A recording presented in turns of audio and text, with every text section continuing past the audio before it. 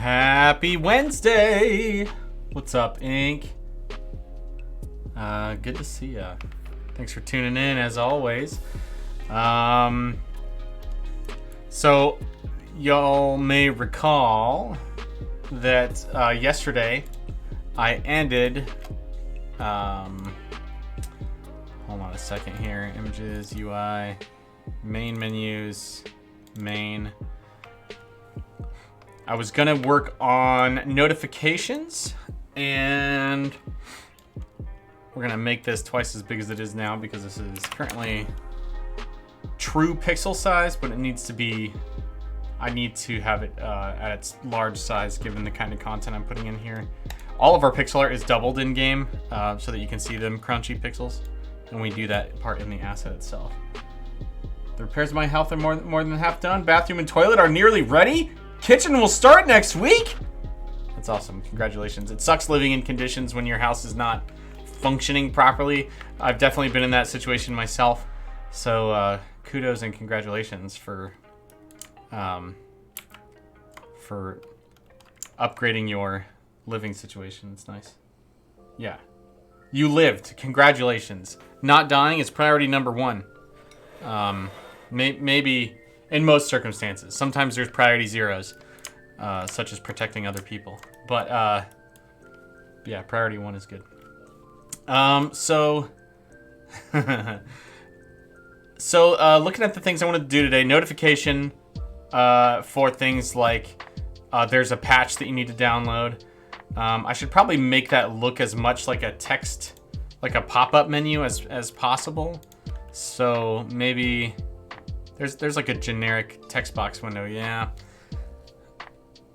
I mean, we want it to... this isn't a cute, like, fun thematic thing, these notifications. These are alerts. We need to let the player know, yo, you've got something to take care of. You've got a problem to deal with or an action, a decision to make before you do anything else.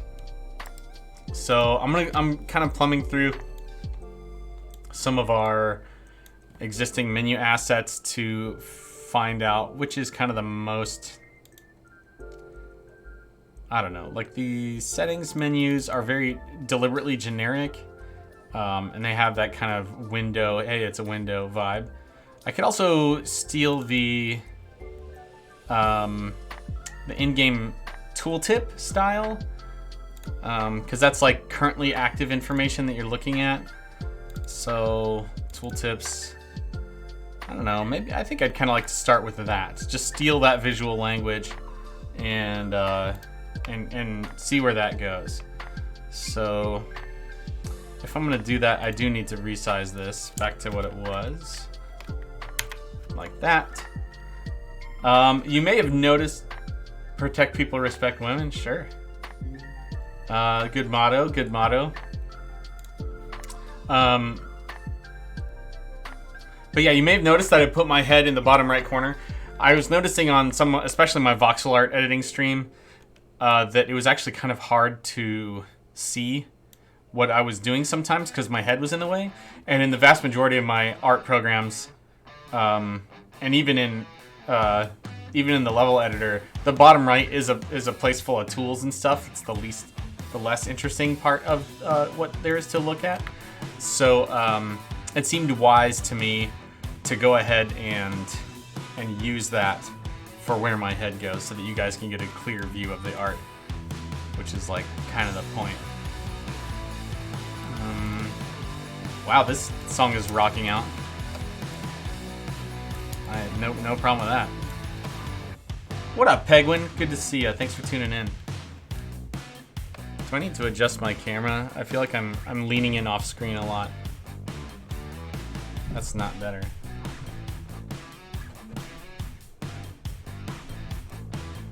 I might need to adjust my crop, or if I sit further from the desk, that's better. It's fine. Everything is fine. Nothing is broken. Okay, that's a reference to Homestar Runner, by the way. If you don't get it, that's okay. I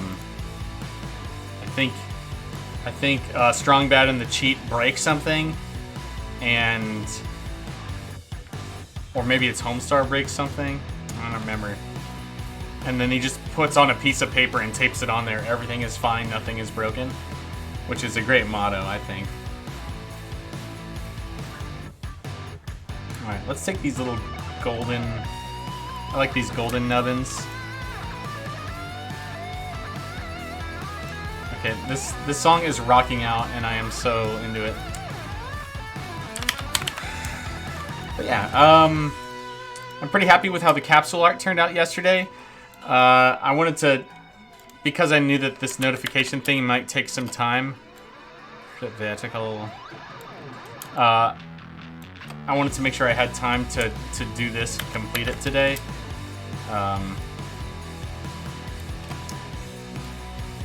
But if I finish up these notifications quickly, and there's going to be more notifications, right? Probably than I can think of today. But I need to have some defaults in there so we kind of understand the format of this menu.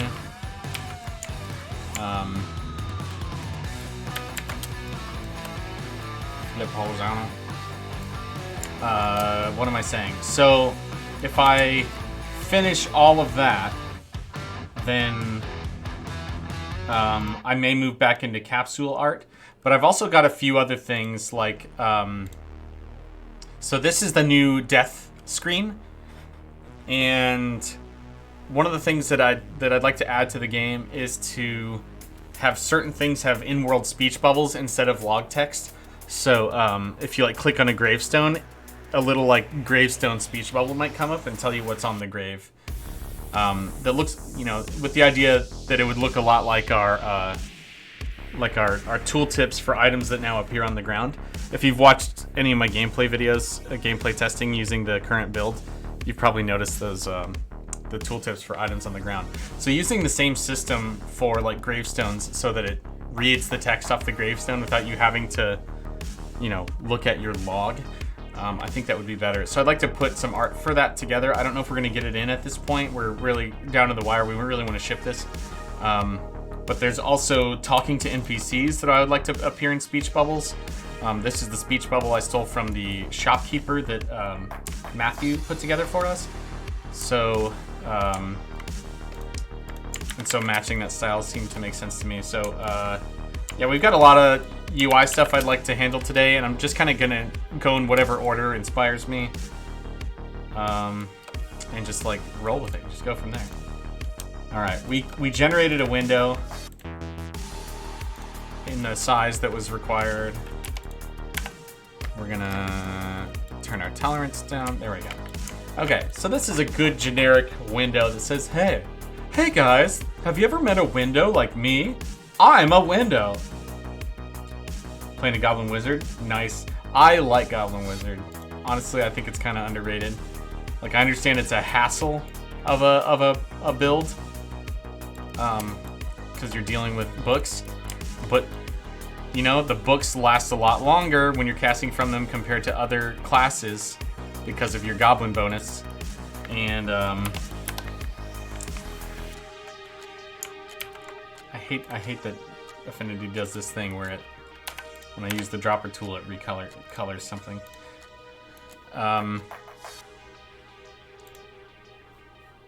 Layers beneath. Okay, so we can do this brown window. I don't know that that's better. I think I'd rather the text be, you know, draw attention to itself. Where are we at? All right. So yeah, and because you can get your spell books and stuff blessed, having a very durable spell book to cast from is just really, it's pretty powerful wizarding, you know what I mean? Okay, so a notification might be you have received a game invite.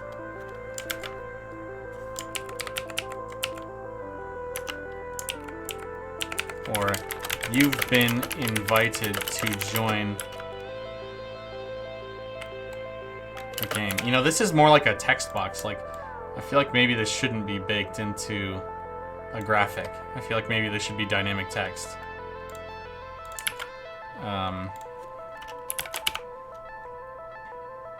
Actually, let's do context. There we go. We're gonna do 16. And we're gonna make the text white.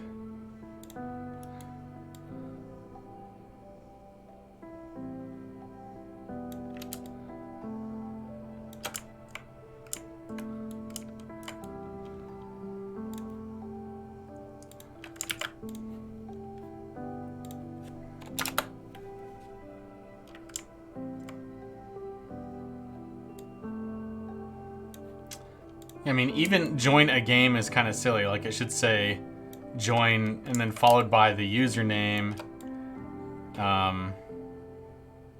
So I just don't know that this is the right solution.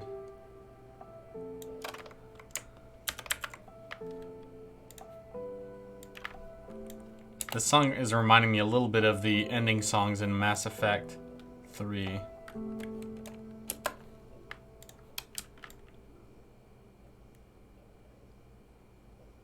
Although a little less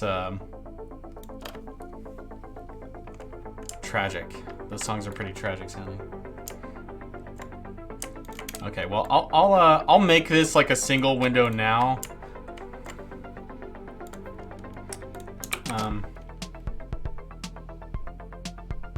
And then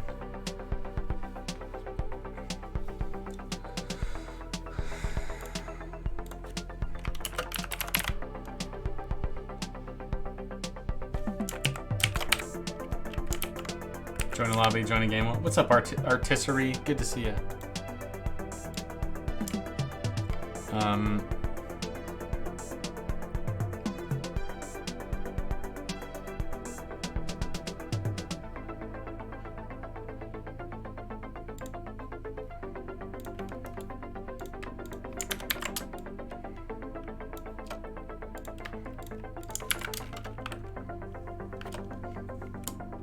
What's up, Wall of Justice? Good to see you.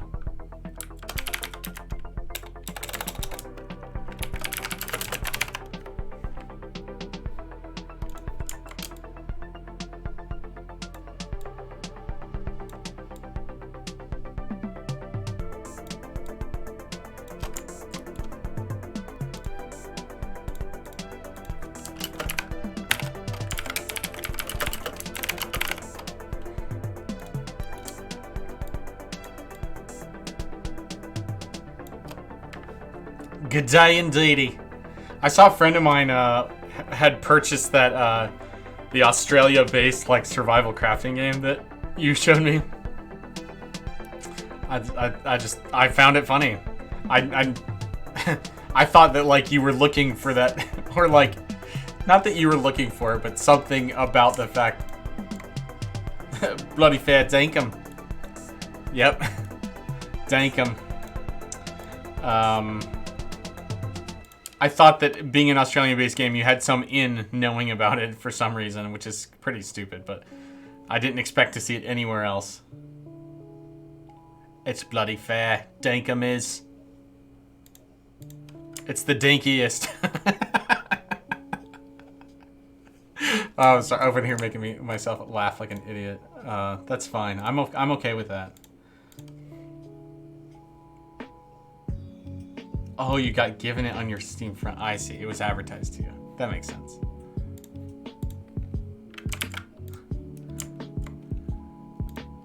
Let's see. Can we steal this gold color? Will that look right? Pretty dark. It's pretty dark. Is there another gold color we can steal? Those are all pretty dark too. And this is pretty muted. Well,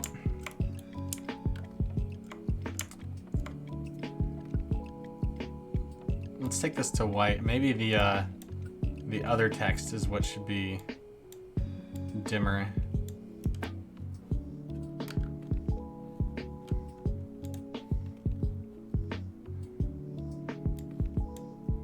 And that's just the same color as what I already have.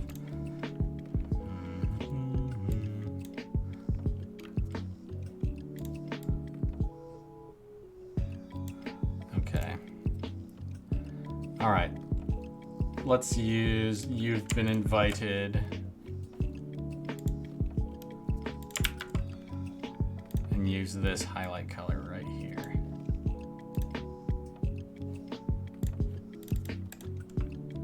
That's still very dim.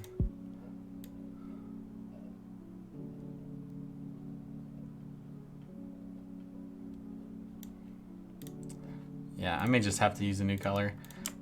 It may seem like much ado about nothing to get this, you know, to pick a precise color, but in pixel art, you try not to use more colors than necessary in most cases. That's not always the case, but like for text and things that need to be extremely clear, try not to overdo it.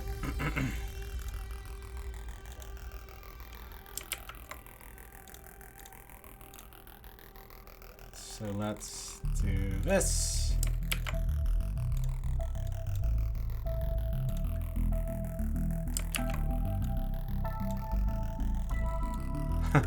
Wow, that has like a 3D look that I did not intend. It's bloody fair dinkum.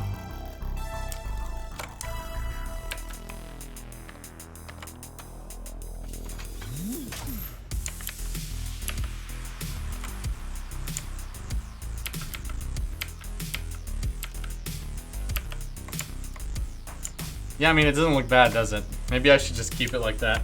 Happy accident.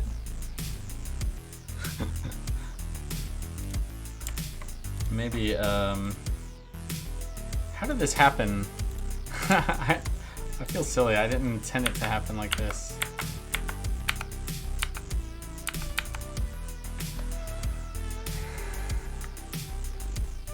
I think. Okay. Good day.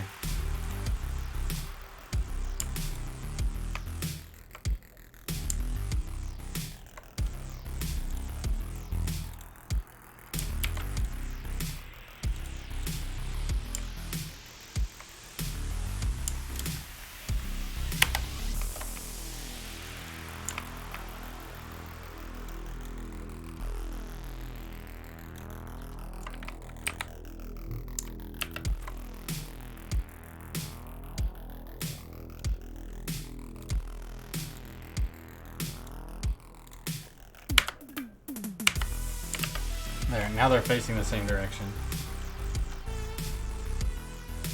Sup, Garvikin? Good to see you.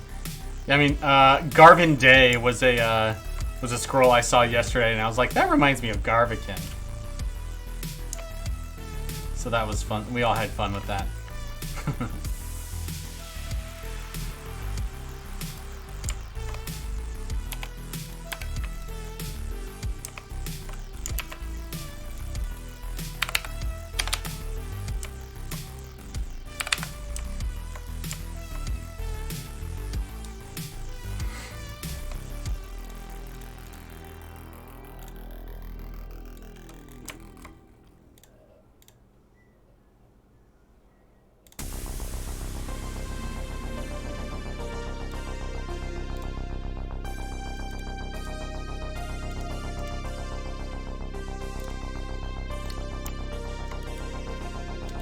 Well, now we have like the most basic, overworked text box I've ever made for this game. I mean, it looks cool. It's just like, it's a text box. That's all it is. And I don't know that it should be static text like this. It'll just make it harder to translate. I don't know. I'm not convinced with my own work right now.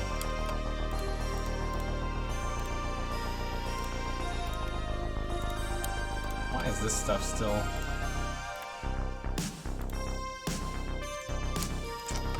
Okay, we'll just call this text. And then we need like a hover state, and then this theory is, you know, tested. And then when I deliver it to the boys, I'll just I'll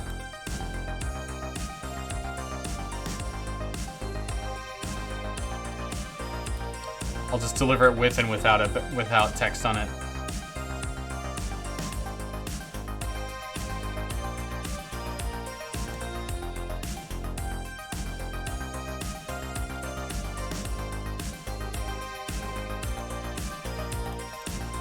Selection state.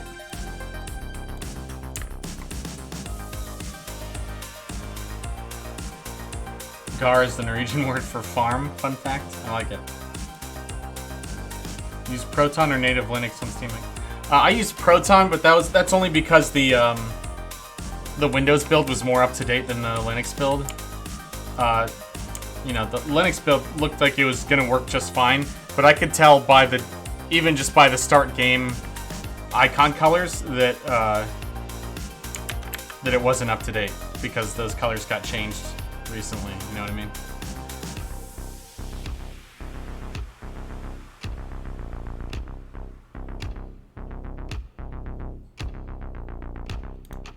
Okay, so.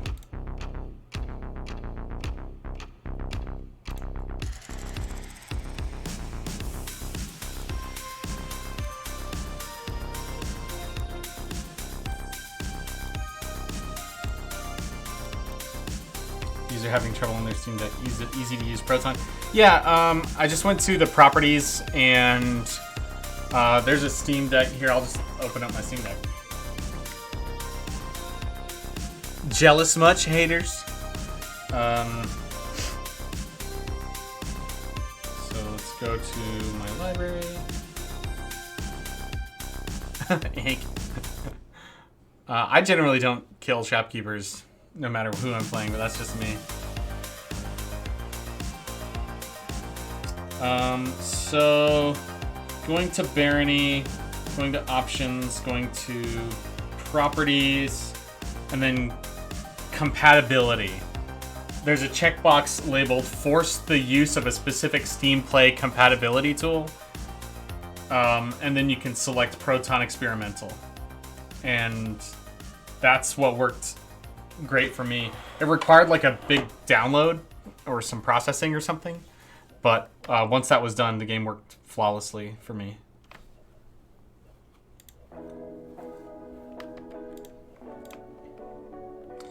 Okay, so we're gonna duplicate this stuff. We're gonna, just because it's simpler to have a hover state and a non-hover state.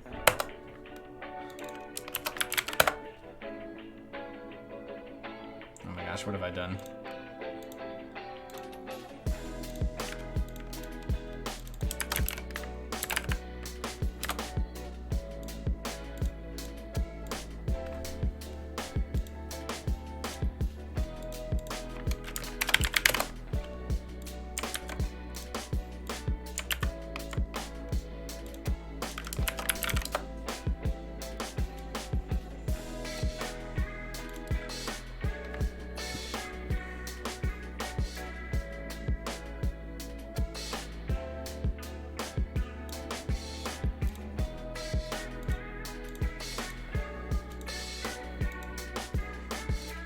Okay, so in the hover state, I'll make the press jointed now brighter. Okay.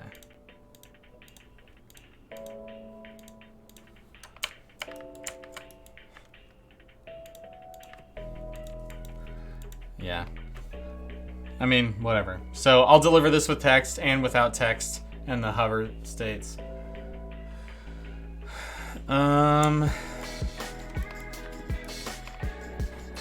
I need to stop drinking coffee before my streams.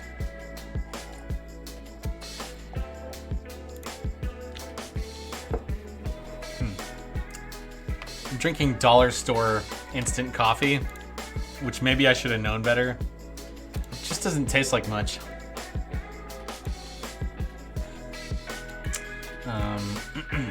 Okay. So, whatever. This is, I mean, this was fine. I'm gonna save this as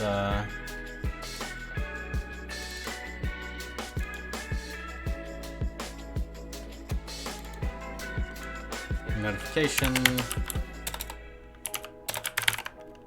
It is brown liquid. You're right about that.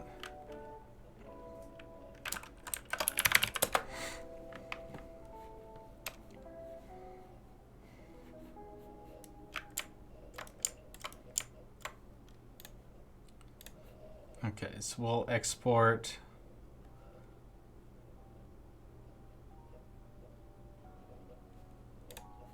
this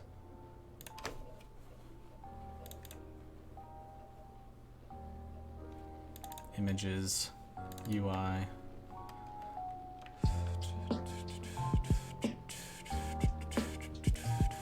Main menus, main, and we'll call it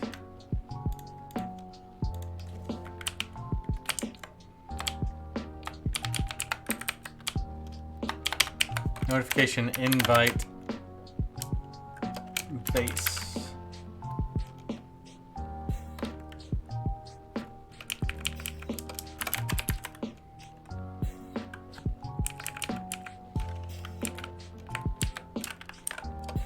Notification invite invite text base.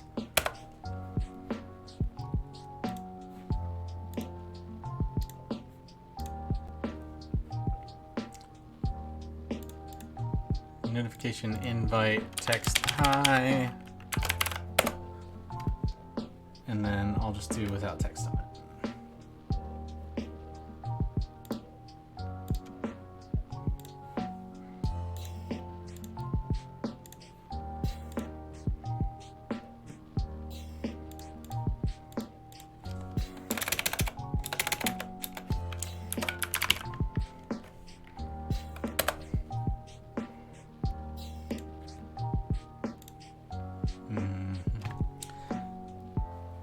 How'd your workday go, Wall of Justice?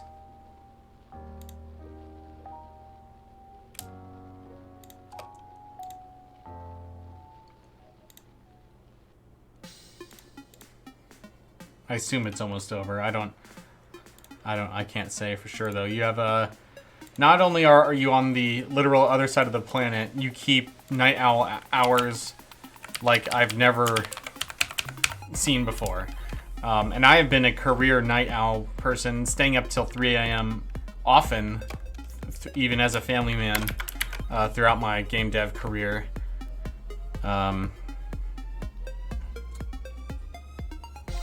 You can command every follower to attack, move, wait, follow now. Oh, cool.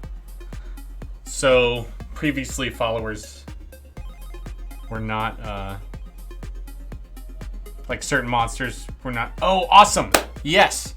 That's great. So what control did you assign to that? Is it like a hold, or I'm just curious?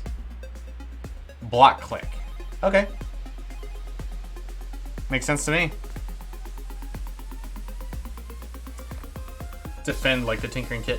Yeah, especially like that might make even more sense once for DLC 3 if we start adding some leadership items to the offhand like we've discussed. Some charisma items. Tried shift with block, seemed a bit more natural. Okay, cool. Well, I'm excited to try it out, dude. Very excited. Especially as I'm still eager to go and touch up the command menus art.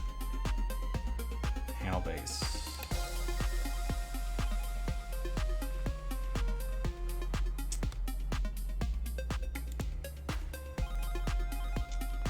Okay, I need a more aggressive colored version of this menu because the patch, I want like a, hey, the game has been patched sort of take on this menu. So let's do something like red.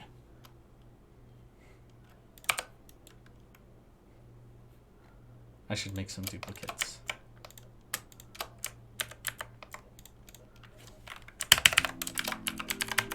Alert base.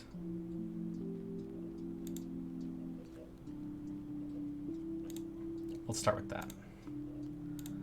And then,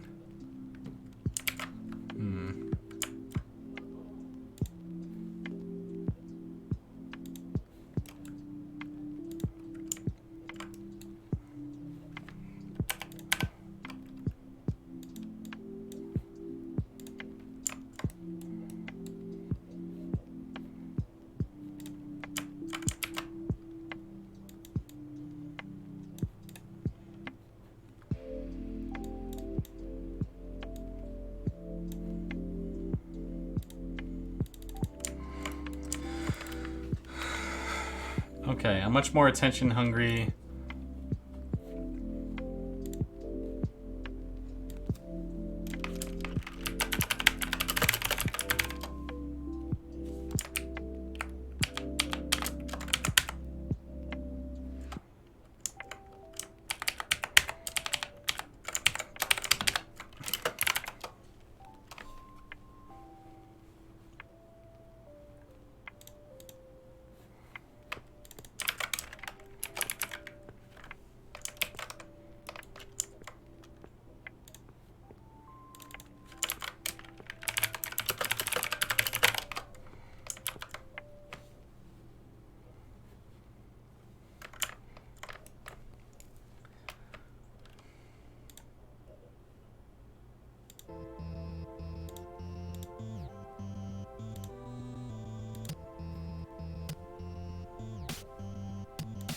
Oh, I have a color overlay going on.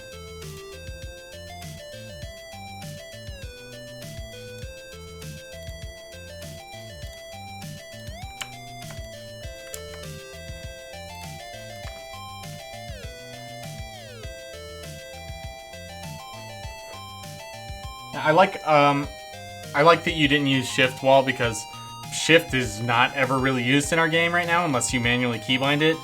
And so, like, just adding a new bind to the game seems like if we can avoid it, we should.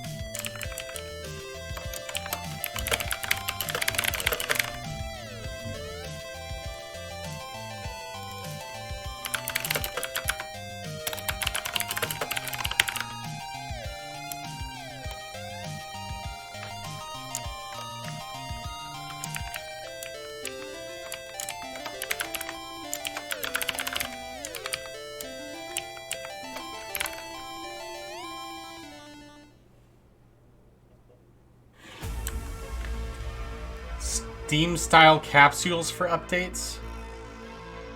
I guess I don't know what you mean by that. Could you elaborate? Like Steam, like it has a little pretty art behind the words. Well, I don't know if you, I mean, you saw yesterday I had the patch notes with pretty art on it. This is for notifications, not for banners, and so, like, the reason why it's a notification is because, like, you need to download the update before you can play with others. So... I'm just hesitant to detract from the fact that this is a notification. You're at Steam. Well, I mean, like, in theory, the game's going to be updating automatically, right? So the player should almost never see this unless their game is out of date, if I'm not mistaken. Okay, how big are these ones? They're just below the Barony logo. Here, let me get out that PST we were working on, or not PST, but.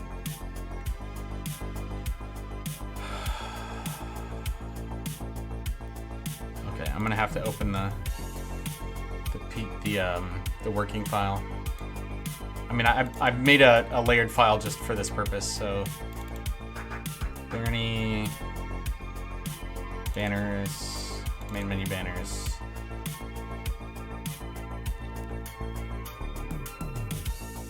Okay. Nope, this isn't the one I wanted. Gosh dang it.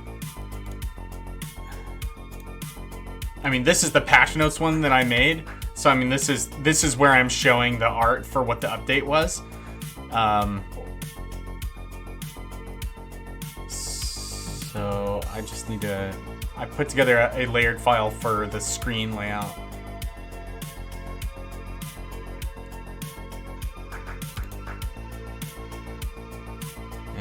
hard time finding it.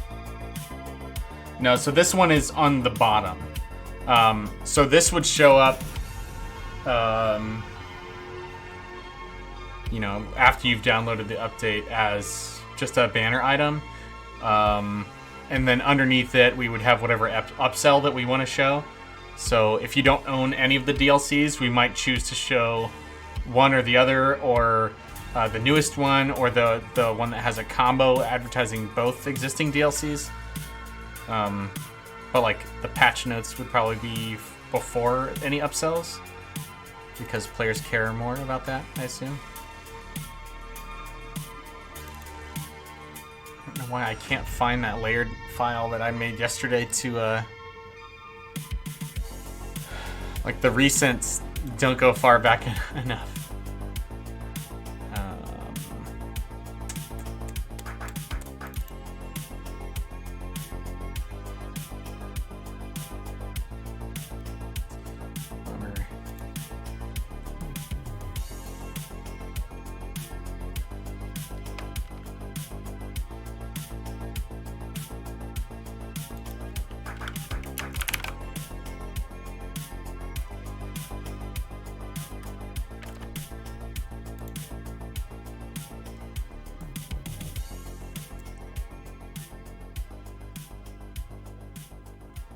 I'm being very boring right now. It's searching on my computer for where my last file was.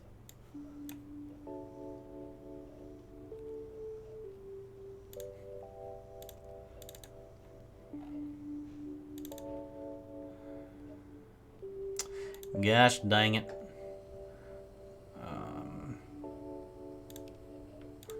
Because I really would like to view this in context, so I'm not just doing this for you all, like, so don't, if you're inclined to feel bad, don't. Banner titles, maybe this is it? Nope.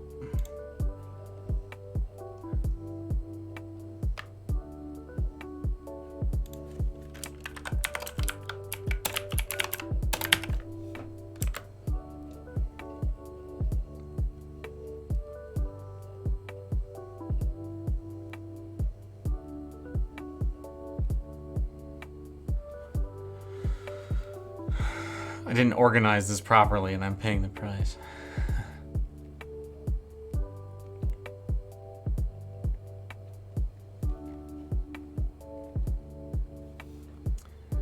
Well, oh, I think I found it. Yeah, there it is. Yeah, quality. What's up, JJ? Yeah, the quality of death is the name of the update.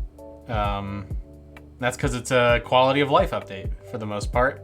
Also adding, you know, split screen and some other content stuff, but the primary purpose of it is really to make the UI better, so the game is not as annoying to play. just to interact with on a fundamental level.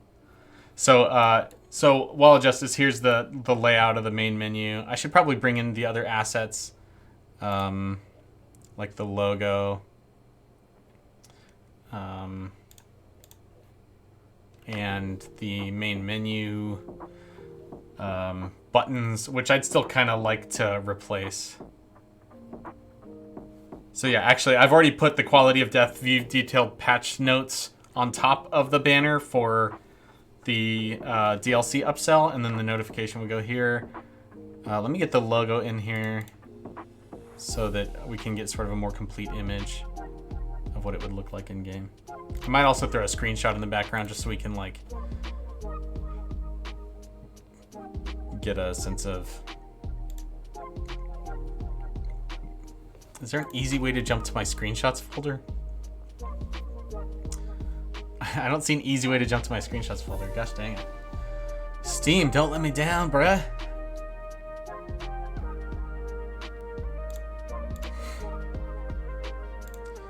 Alright, images, UI, main menus, main. Oh, I don't know if you saw this this Discord icon as well, where like if there's less than 2 notifications, we could also, or not notifications, but upsells to worry about.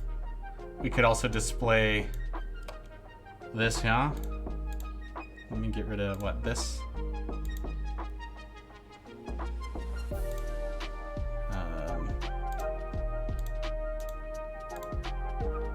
There's not supposed to be a frame there. There we go. So a little Discord icon could just take up the second slot, and it doesn't really look like a banner because a banner could be annoying. It's like, join our Barony Discord. You kind of don't need to see that all the time. And so, but seeing a little icon is not really annoying in the same way. You see it all the time in UIs and stuff. So, is this the right size?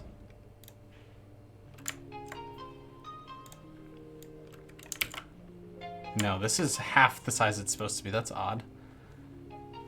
I'm surprised, like, all of our other stuff gets resized.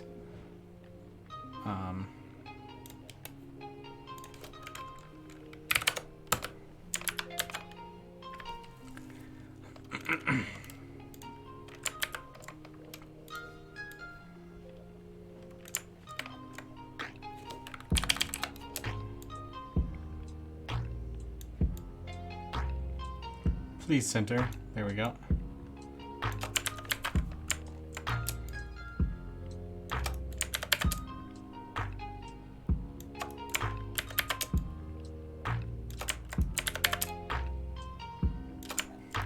I still kind of like to replace these at some point.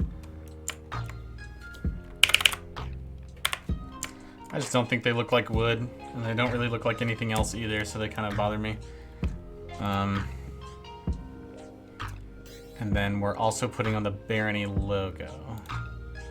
System title. And this is also not large enough.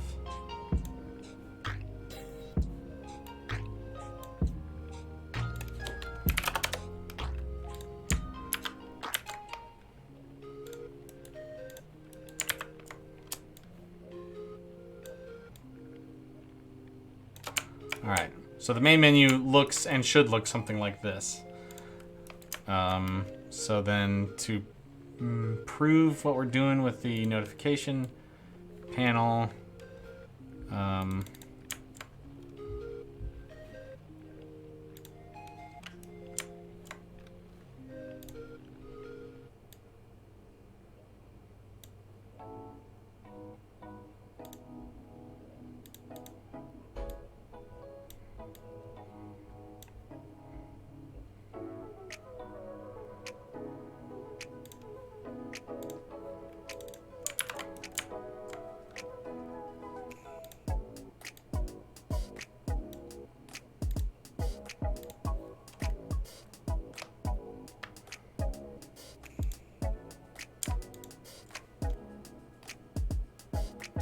daily dungeon seeds. You would want that in the notifications. That's a good idea. Like if you don't have any other notifications, you could just have a play today's dungeon seed. We also talked about periodical dungeon seeds, so where like we might have a daily or a weekly. Or do you mean it's done? The daily dungeon seeds is done? Or are you saying that it should be in notifications?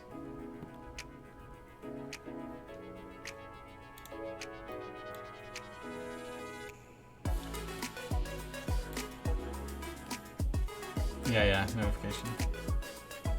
Yeah. I mean, it is a big banner, right? That's kind of why I want it to be a little bit cautious about, you know, putting a bunch of art in it and stuff, because it's like, we should only really be using this when it's necessary.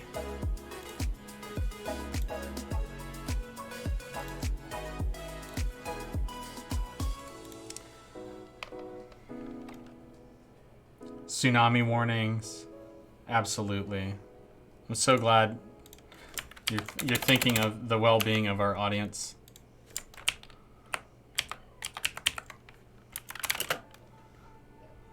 How about a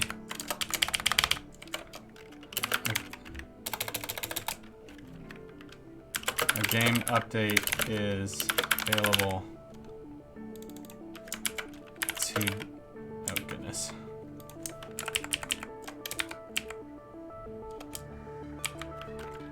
You will need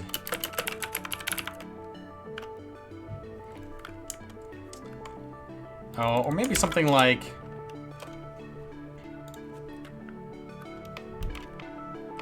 even just something you will not be able to play online until you update.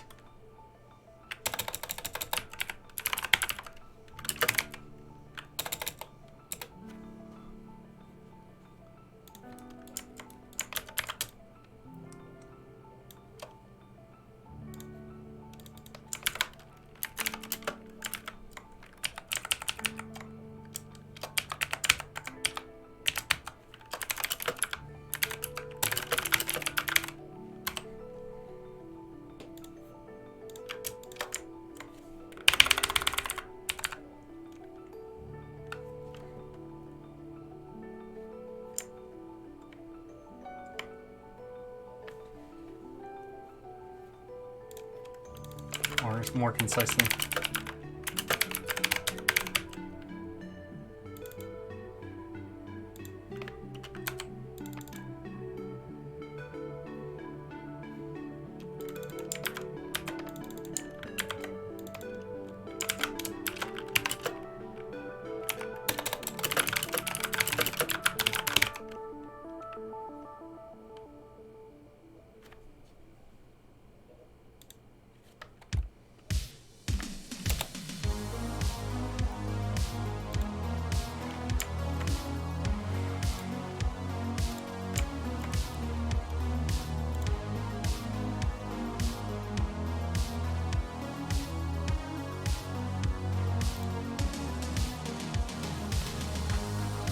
Now on to sports. Yeah, we'll have a news ticker. Why not?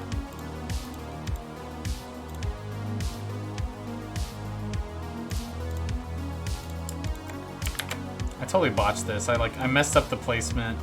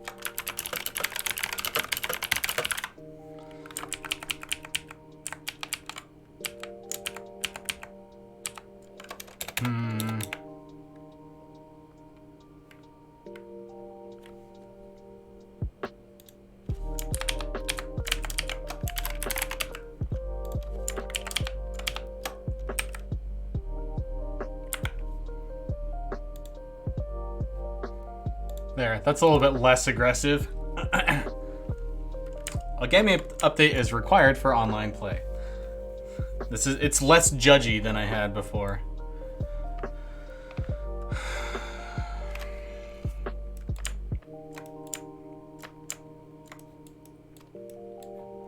All right, so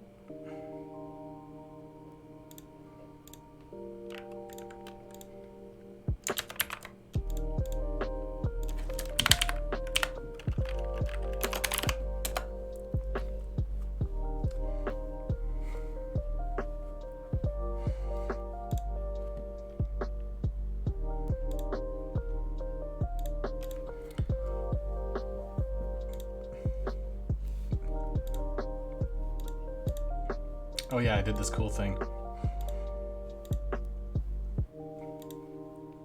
So I'll have to replicate that.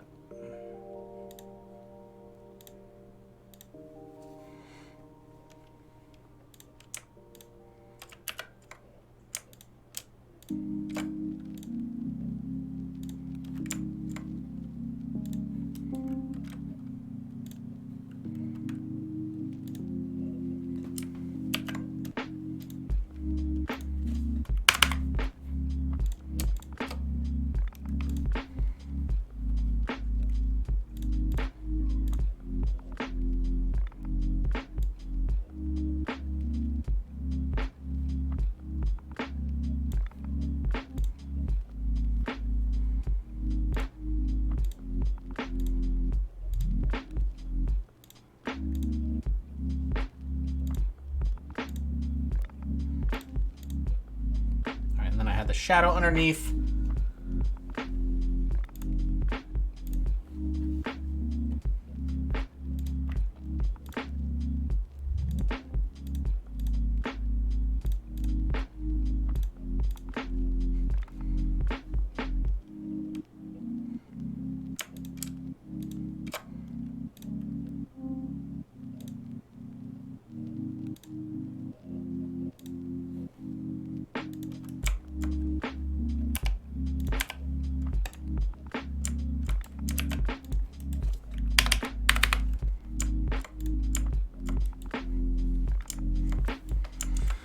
All right, that's feeling pretty good.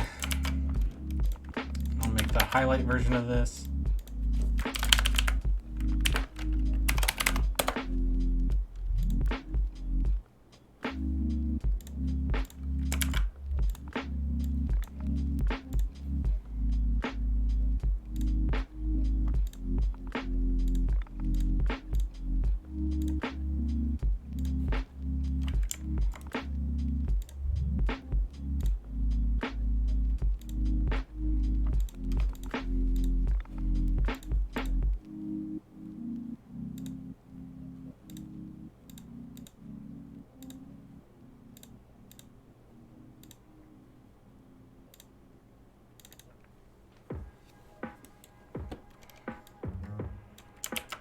I have a better idea. I'm just gonna steal the levels adjustment from the other one.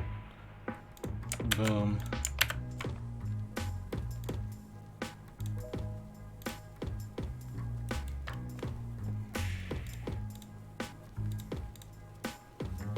All right.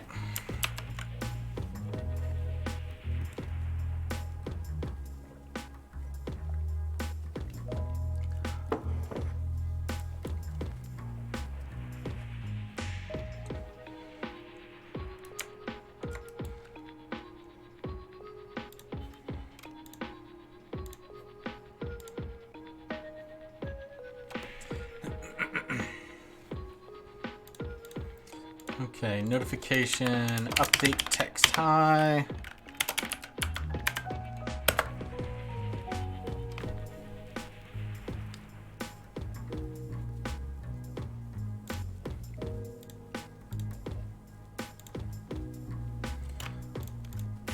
Update text base.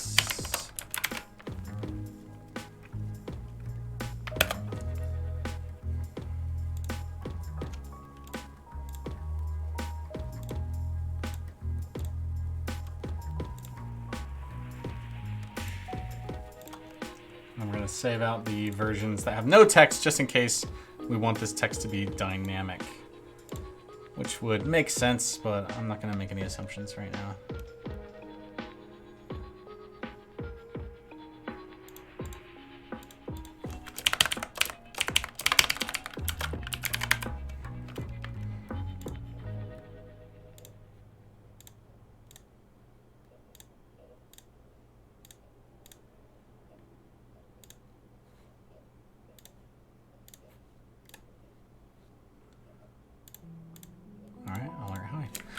Now this is, you know, admittedly maybe kind of a boring set of assets to start the stream off with, but you know, it's important. These are important things to have, and let's go ahead and get one of these into the menu. Main menus.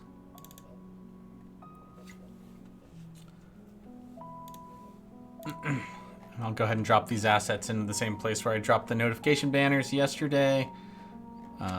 Wait, did I drop? No, I didn't, because I said to myself, "Self, you should provide all of these at once so that whoever's working on the main menu can have all the assets at the same time." That would be smart, I said. So let's go back to this. We'll get this here.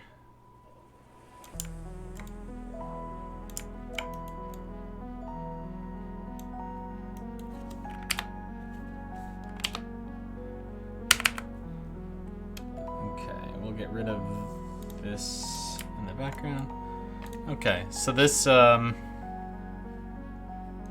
is basically what it would look like. I personally feel like all of this could be dropped down a bit. I think maybe the only reason not to drop it down a bit is because the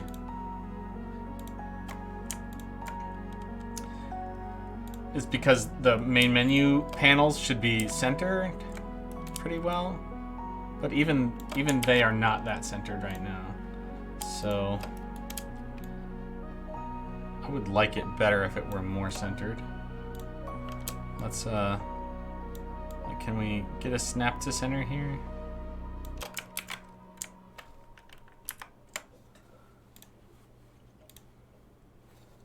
Maybe with this one asset we can get it centered. Okay, we can. All right, that's the center. Wow, I guessed extremely accurately on what the center was. Or probably the snap assisted me invisibly. So then the notification would be like so. And then the banners would be down there. Yeah, I mean, this is a good looking main menu in my opinion. It's just a little too cramped towards the top in the game right now, in my humble opinion.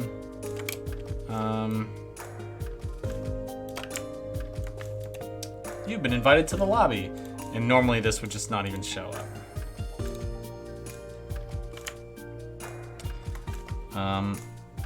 Let's go to screenshot. Screenshots.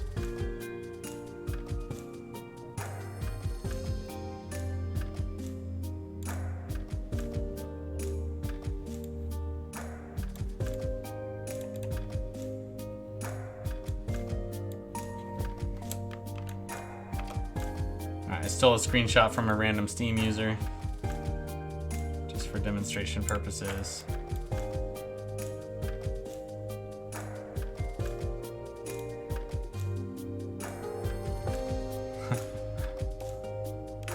We can leave it oversized so that there's no UI on here.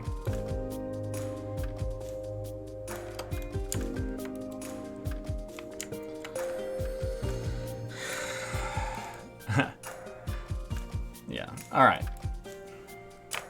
So that's what our main menu might look like.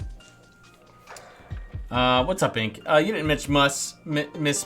I just laid this out. I made the alert notifications. So there's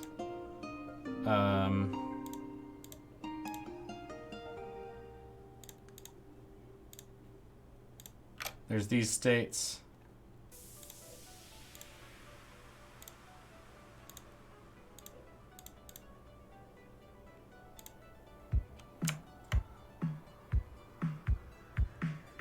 Is this really the color I used? There, that's the color I used. And yeah, and then I was just compositing the alert into what the main menu banner situation looks like, just so that we can see it all in context. It was kind of egged on by Wall. I could make a smaller notification for daily runs, and like actually just physically have it take up less of the button space. So to be like play today's play the daily dungeon or something. So it would appear in the notification area if you didn't have any other notifications, and it wouldn't look like other notifications. It might look more like these brown buttons. I think that might be a good idea. All right, so I am about at the 1 hour mark on the stream here. I need to take a quick restroom break. I'll go ahead and leave this screen up because, oh, why not? Enjoy the chill tunes as you admire a delightful main menu screen mock-up. BRB, thanks for tuning in, and yeah, hang out for a bit.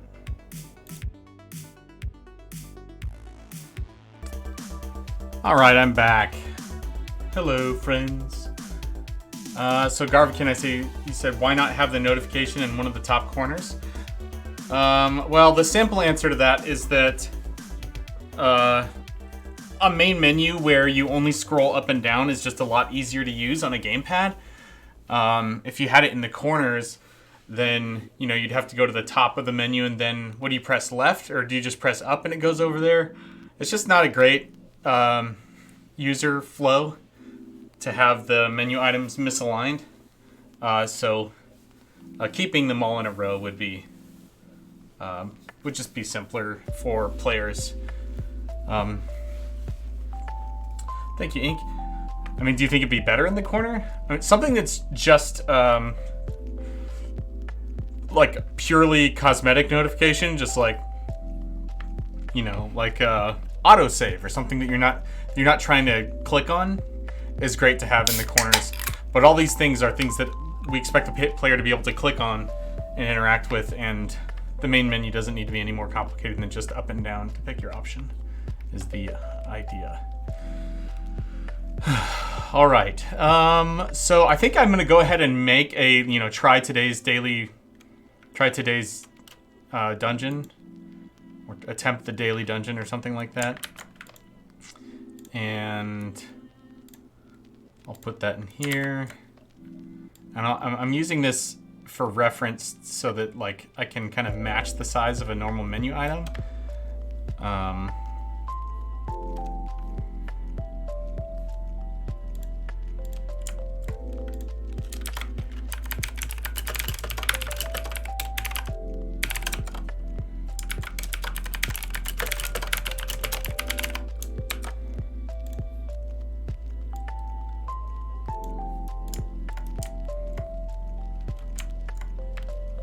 So that's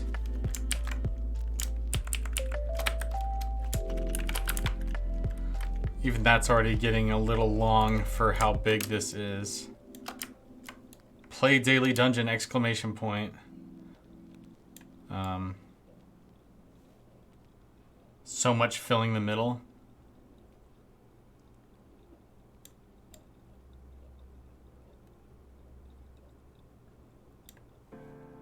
Of the screen. Yeah, I understand.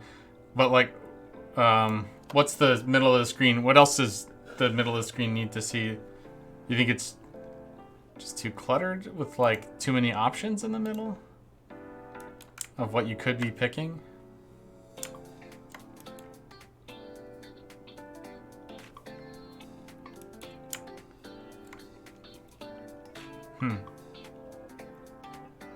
Beat the final boss of Elden Ring. Congratulations, Pegwin.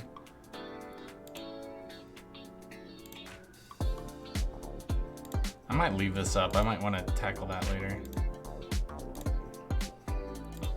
Well, I can show you what it looks... I can easily just bring up what the game looks like right now in the current build.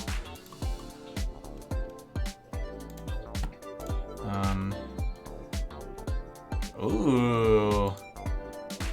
I see there's been an update to the developer test build. Wall of Justice.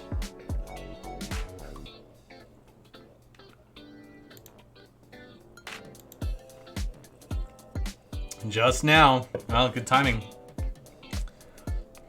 I'm just launching the game so that I can I'm gonna show off what the main menu looks like currently.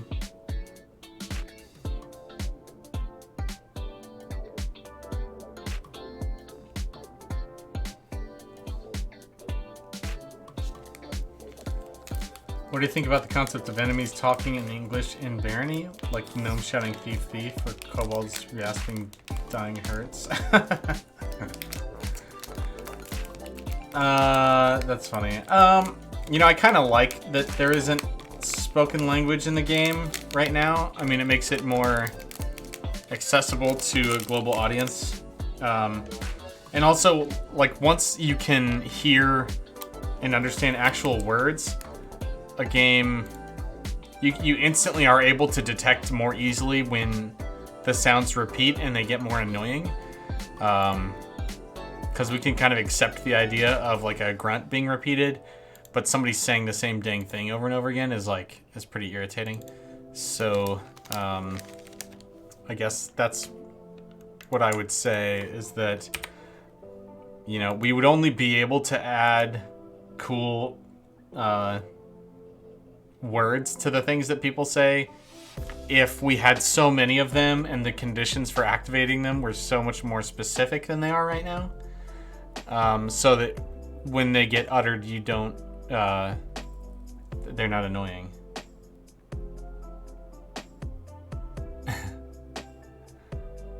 I'm getting like a crash in this new build. Let me see. I'm gonna open my log and find out what's going on.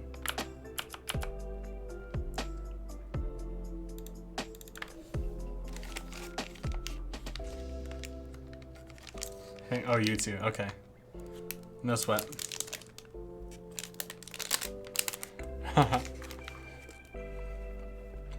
Push, build, then test. Okay. So that's kind of my opinion on that. Inc. Like, I think the best examples of vocals in repeatable games are like Left 4 Dead, where, you know, the combination of characters can be different, the situations can be different. Every time you go through an area, one character might say something and the remaining 4 may not. And so there's enough variety so you don't know exactly what's going to happen. And that kind of system just takes a lot of time to put together. And like with Orpheus and Eurydice,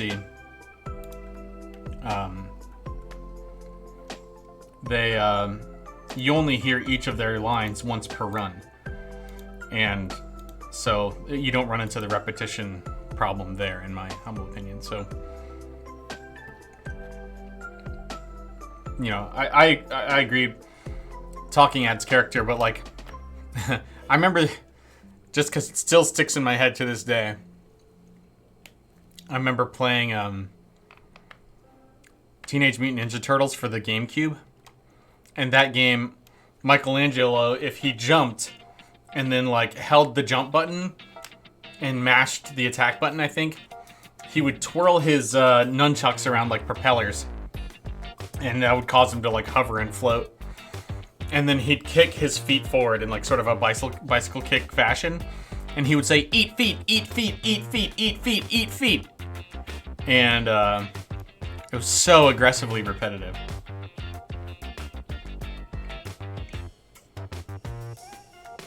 Yeah, I mean, it'd be cool to do a ton of VO. It's just like the time it takes to set up the logic for it to be not tedious every time you hear it is like probably, you know, we've got so many other things to worry about that it's probably not on the top of our priority list. But it's a cool idea. I mean, I think roguelikes in general would benefit from that. I think Hades showed that you can do a lot of cool stuff with VO and add a lot of character. But again, like, most of the time you only hear the things that they say once. And they've got like a linear narrative that they're working from. So we would have to take like the Left 4 Dead route where it's completely dynamic. Yeah, it just seems like it'd be a lot of work.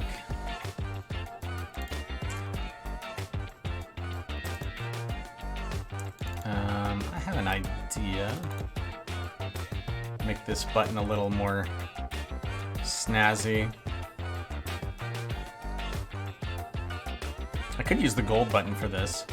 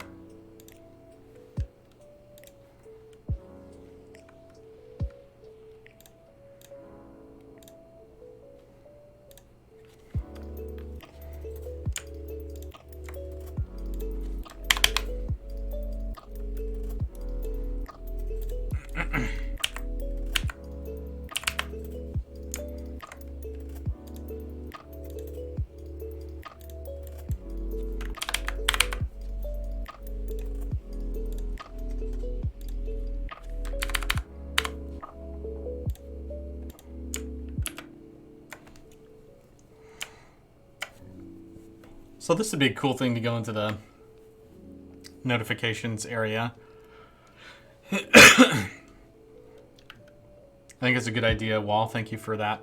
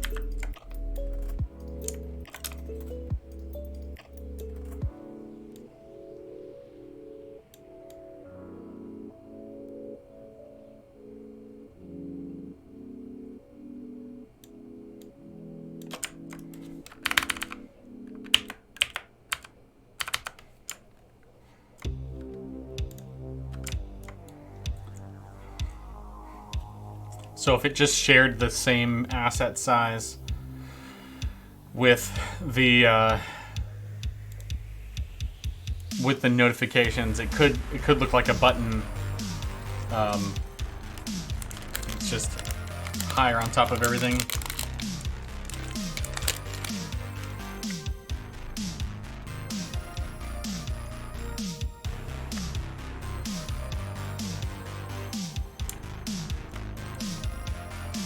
All right, I like that.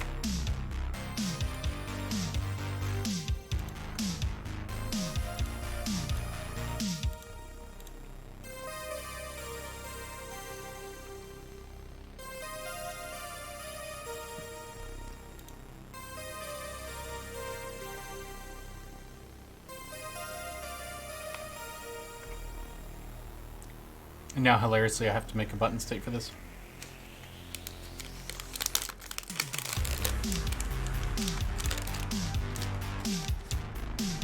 Like making seemingly meaningless characters into something with backstories, like how goblins are shunned and hate everyone. Insectoid slowly going extinct, kobolds want to rise against the twins. Surprised Incubus, who's a psychotic evil clown. Yeah. It's fun to have those kinds of stories as you play.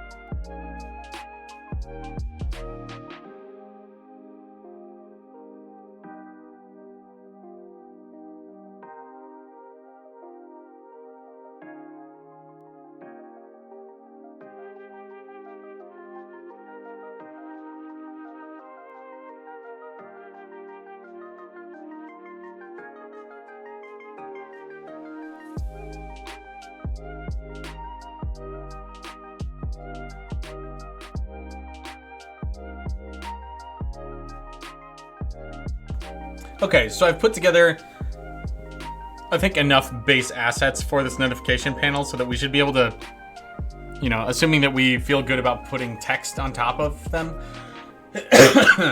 using this art, we should be able to come up with basically any sort of combination of notification panels or buttons that we want, including daily dungeon or even weekly dungeon seed. Or even if we want to do something silly later, like a rivalry where, I don't know, like your friend beats your best time in a dungeon and you like challenge, like take back your crown. Like, I'm just making stuff up, but you know, we have a nice big text field with some different color variety, and I think that should be enough. So I'm gonna go ahead and zip up these assets and deliver them.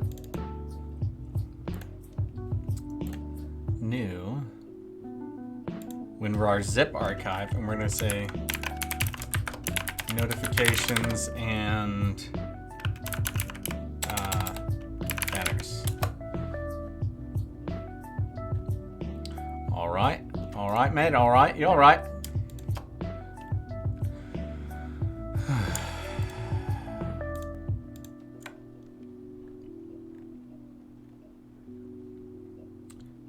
And so we've got banner 1, banner 2, notification. I've got all these buttons and alerts, and all right, so I'll just put that all in here. And then I'm gonna go ahead and include, like Matthew has done faithfully, I'm gonna include like, actually I'll do the alert one as my, I should probably do the alert one as a standard, because that's the most likely one to be shown that actually matters and not get cut from the game,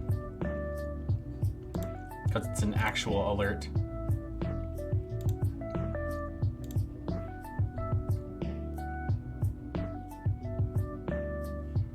Wait a second, that's not the color that's supposed to be.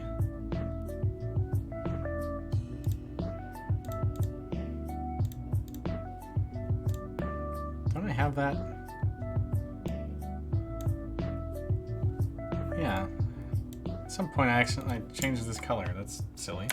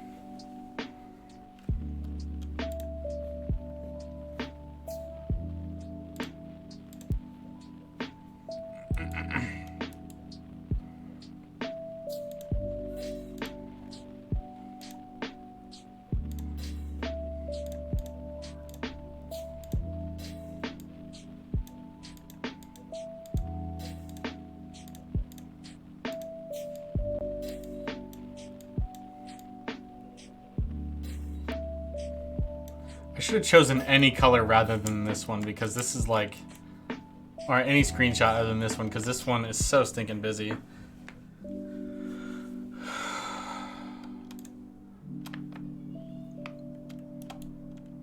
That's fine.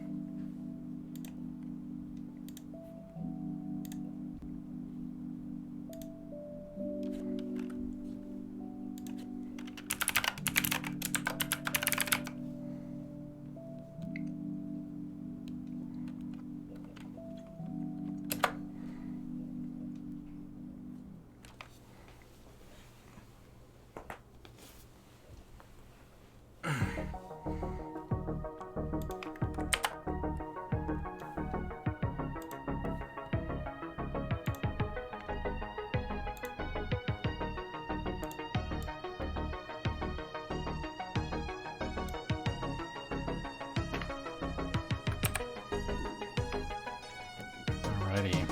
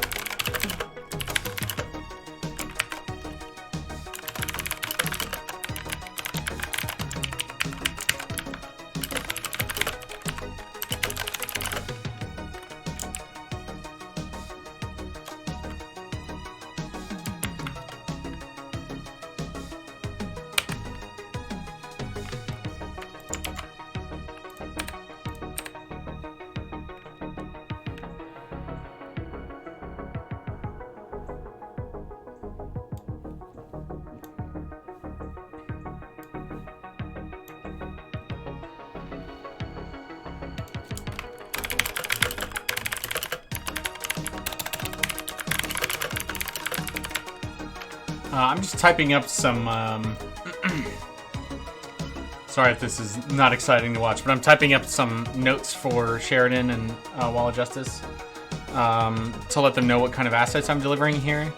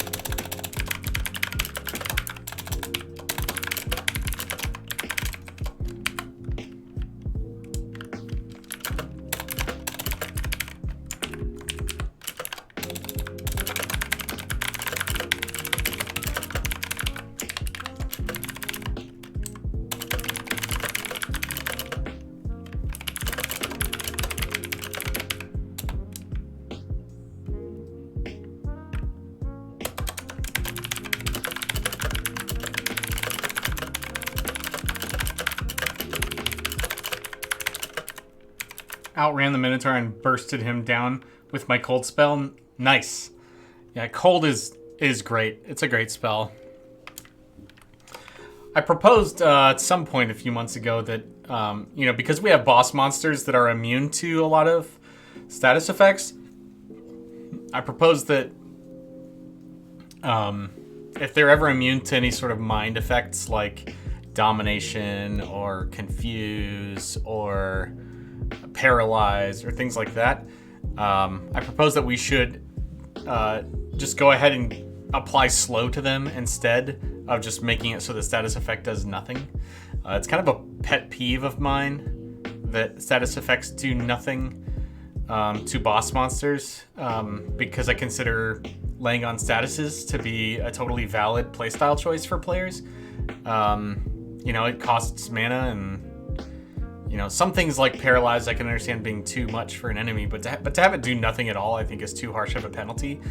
And or alternatively, or additionally, you could also have the status effect spell deal some damage. So it's like by working through the paralyzed effect, it hurts their body a bit. They're not paralyzed, but at least you've dealt some damage to them. So I don't know if we'll ever do that, but it's something that I proposed because I like it. Just made the idiot run in a straight line. Yeah, that's how you do it.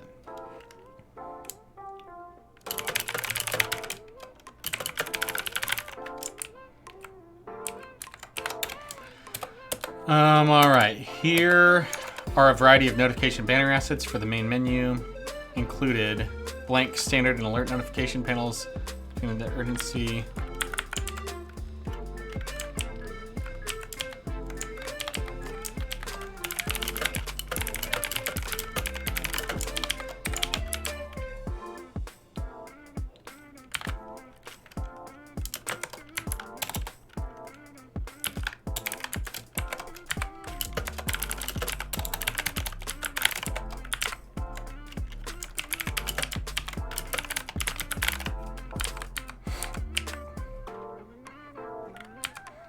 And then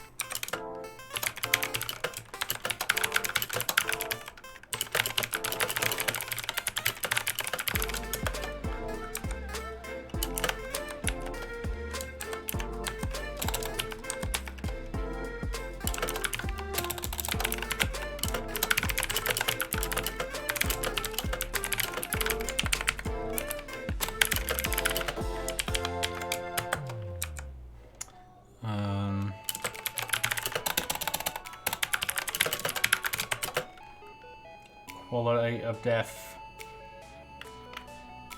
I think Eurydice should be immune to slow spells since she's all about slowing you with that cold stare of hers. Yeah. Yeah, I think having certain immunities that are like, wow, you're stupid, you used a fireball against a fire elemental, kind of resistances make a lot of sense. You could also just make them like 90% resistant as well, so it's just like, you know, it does a little something, but it's a huge waste to do it. Let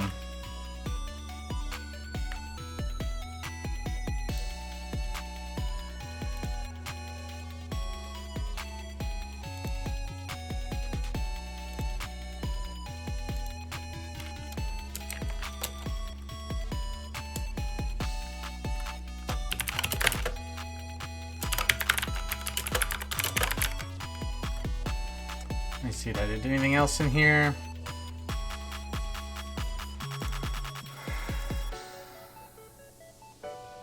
Let's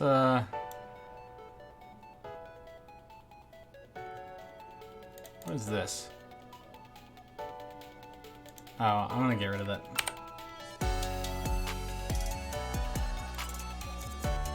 Okay.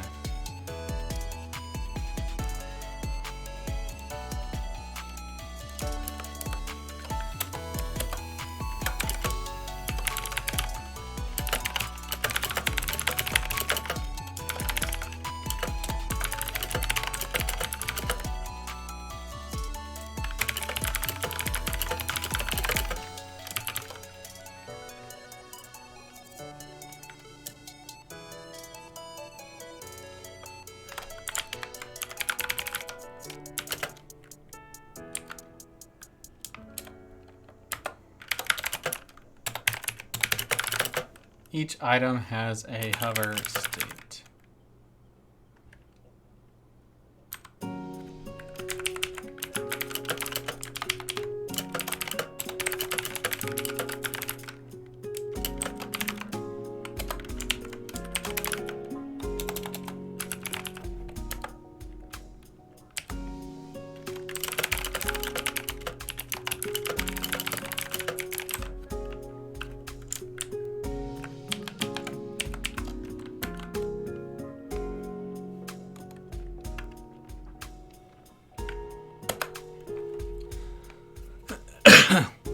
All right, that's written up. This is good to go for now. Where did I save this anyway? In the Barony update folder. I guess I just didn't see it here. Yeah, that's my bad. Okay, so now that I'm done with this main menu work, as far as I can tell, until I get any other requests.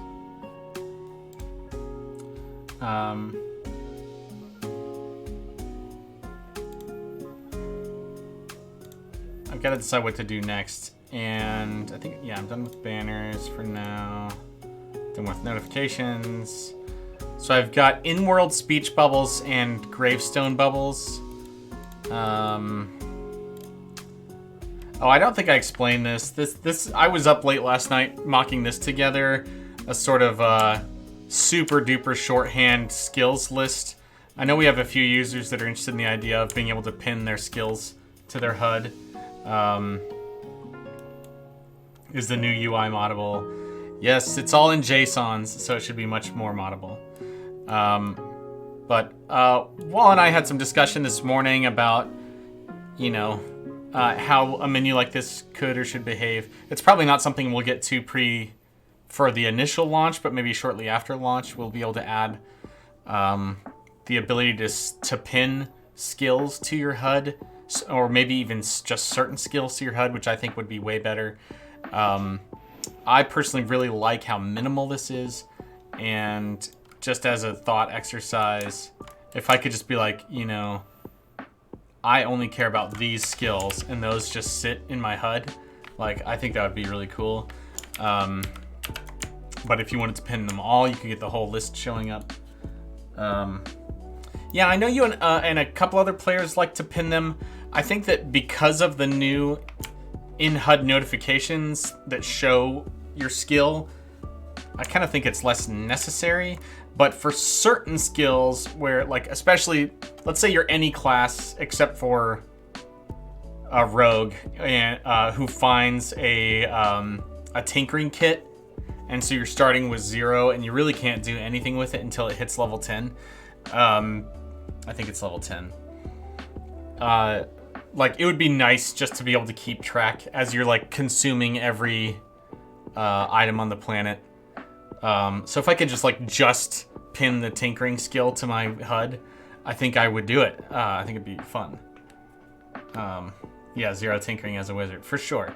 Same with, like, alchemy. I know, like, most characters I play, if I have an opportunity to do alchemy, I will. I think it's fun to do. But I want to keep an eye on when duplicating is going to get easier, and without having to bring up you know, the separate HUD to go and check it.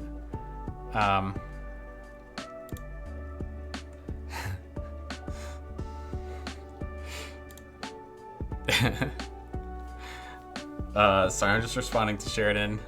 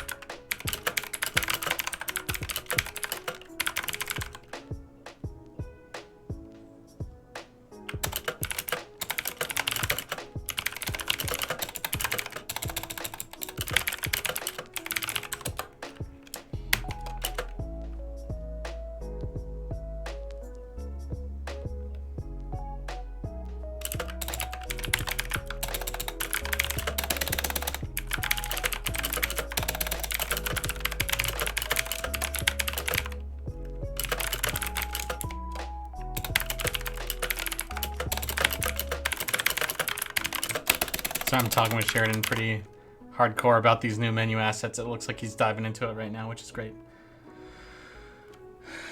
Give the dev branch a verify files. Okay. I'll get that started.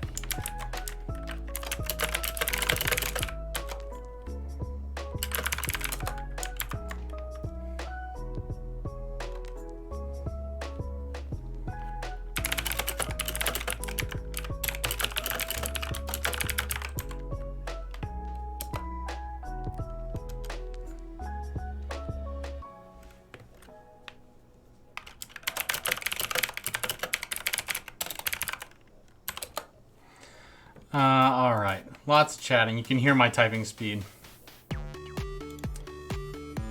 I'm a fast typist. Okay, manage. So if I verify game files, won't that delete my local stuff wall? I'm a little bit hesitant to do that until I know that I've backed up everything properly.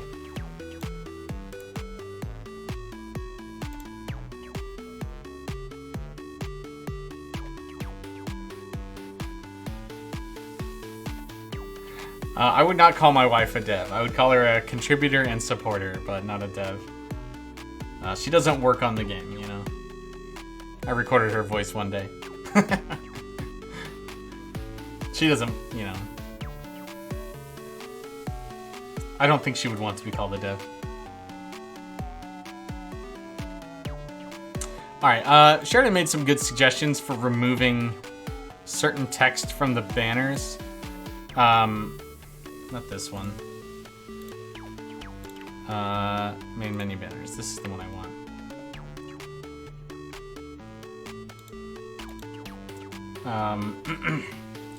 So I think I will go ahead and do that. Give versions of these without the text. I mean, the product name will remain. We're not making new logos for different countries or whatever. Oh, goodness. Did I bake this into the asset? That would be silly of me.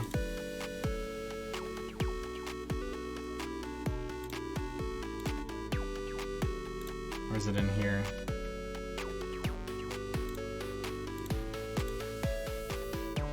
If you rename the base game asset, it will update, but adding new file names isn't touched by verify files. Thank you for that clarification. I really do appreciate that. I don't think I've renamed any base game assets. I'll just do a sanity backup of my folder. You know, I tend to use it as a working folder quite a lot, as I'm sure you do as well.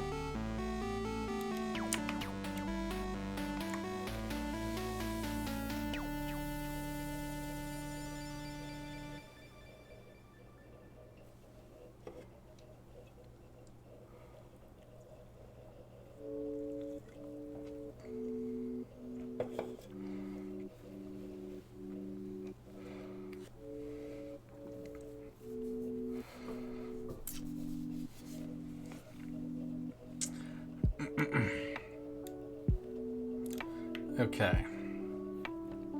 So we're gonna look at these banners real quick. What banner are we using?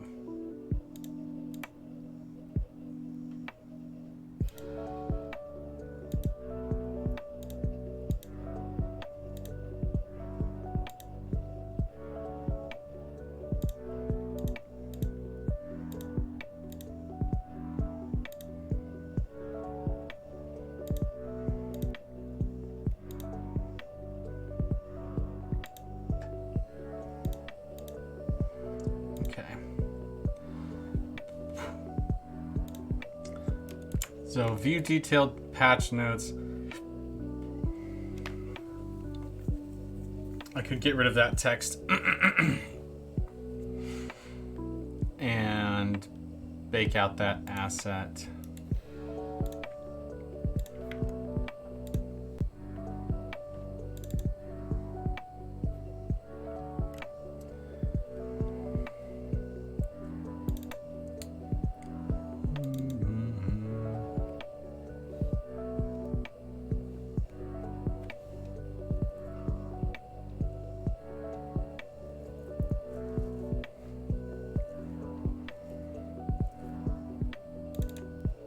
images, UI, main menus, main. And I'll just call this QOD without the patch notes. Or QOD patch notes 0, that makes sense. Wait a sec, I can't do that yet. I have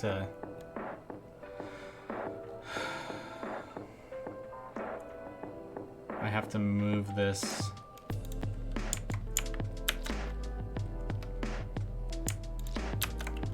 I have to do it like this. New from clipboard. Goodness shakes.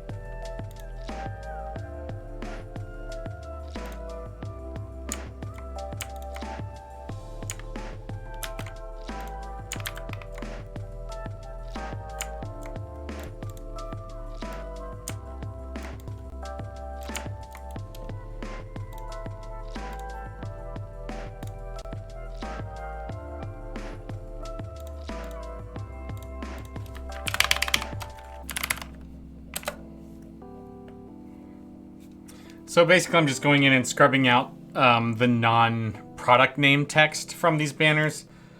Because Sheridan made a good point that they need to be, you know, it'd be beneficial if they were localized.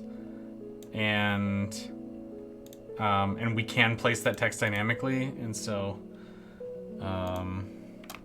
it makes sense to do that. So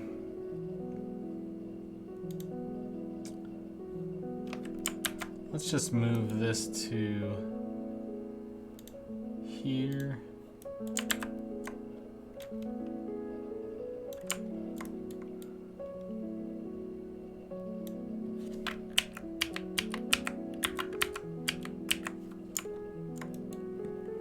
So we'll get rid of this monster classes and races available now. We'll get rid of that.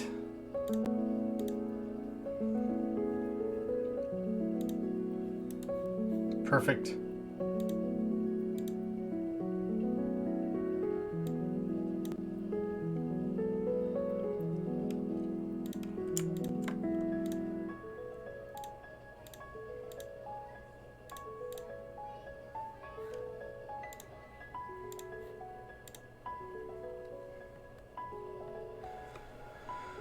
All right, we got the combo banner.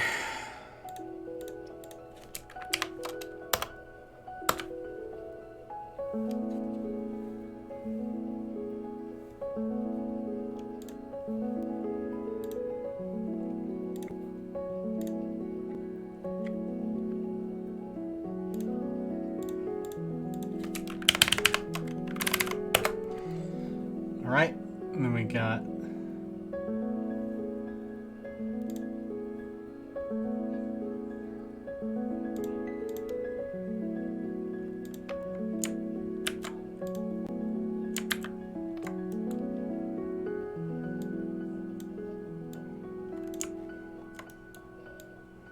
Miss an Outcast by itself.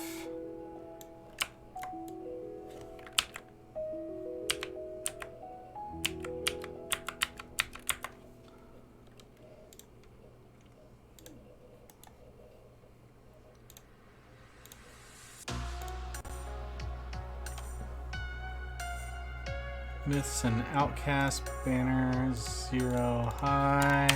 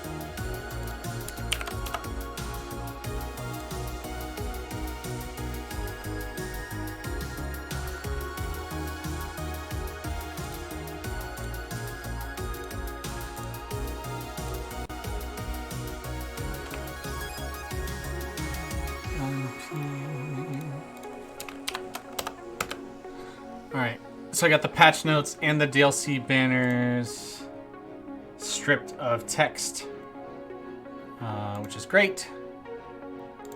So let's go to the images, UI.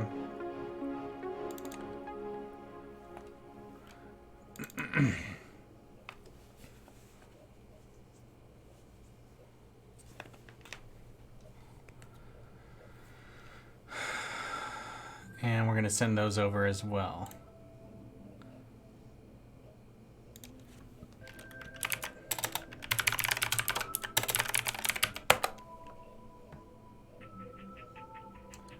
All right.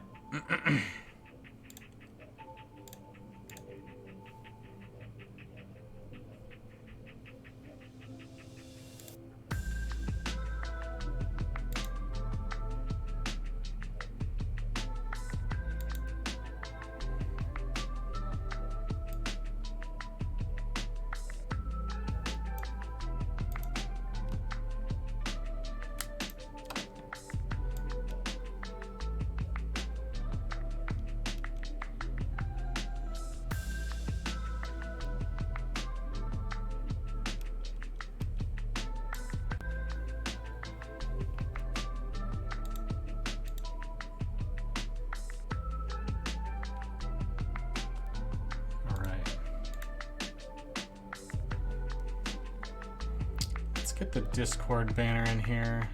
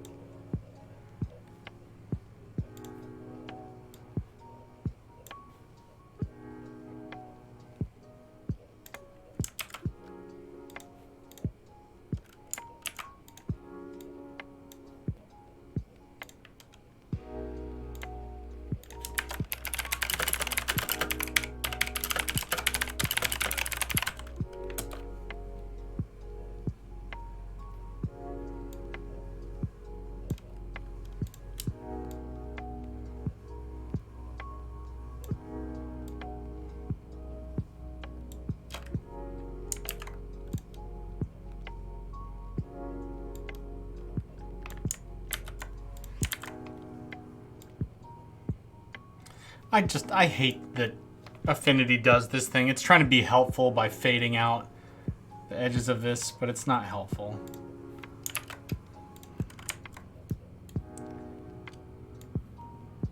Like, I've turned off every option that does automatic anti-aliasing and blending, and it's just like, nah. But we like it. We want you to have that on. Okay. Wow. That Discord text is really not crispy at all.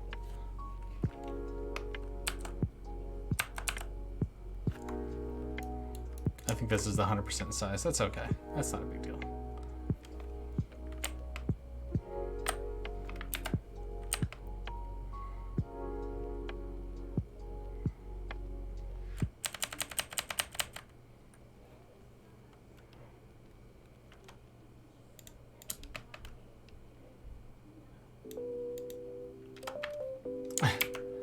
Nice try, Affinity. Nice try. You're really doing your best, aren't you? Oh, goodness. All right.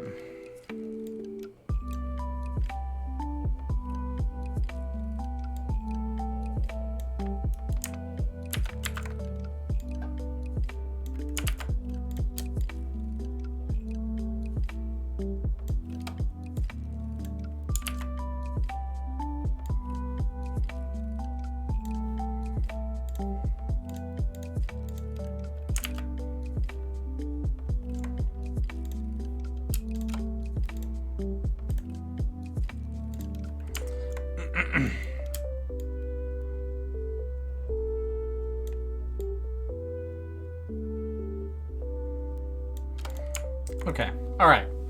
So we got a new highlight state for the Discord icon.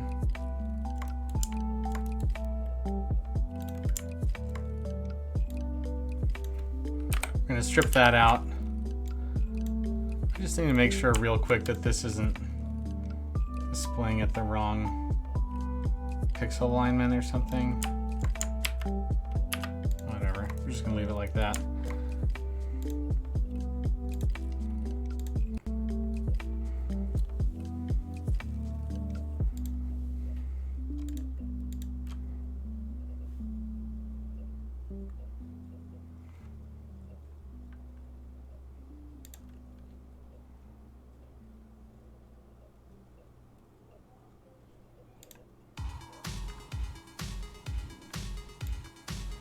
Okay.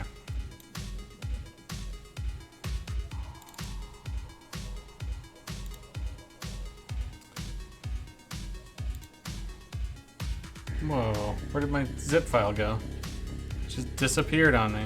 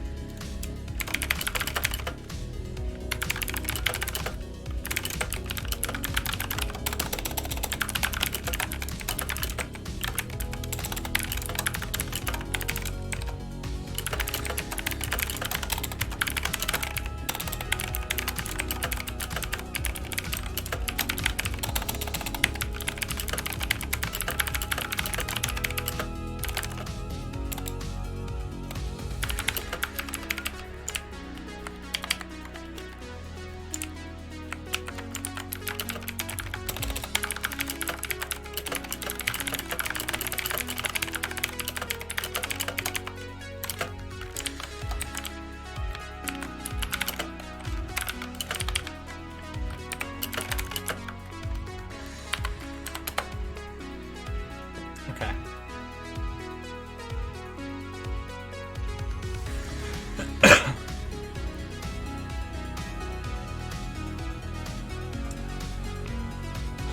All right. A little bit of a sort of grind / grunt work.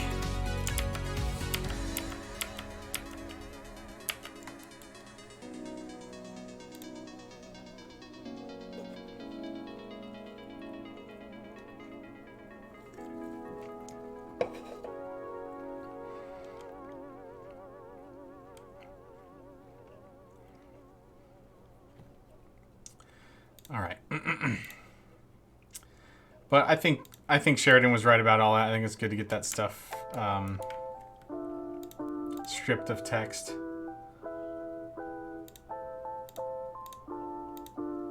So that we can localize a little easier.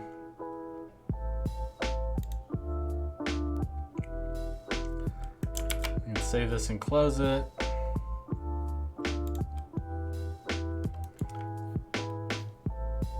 I don't have a layered version of this. I really should.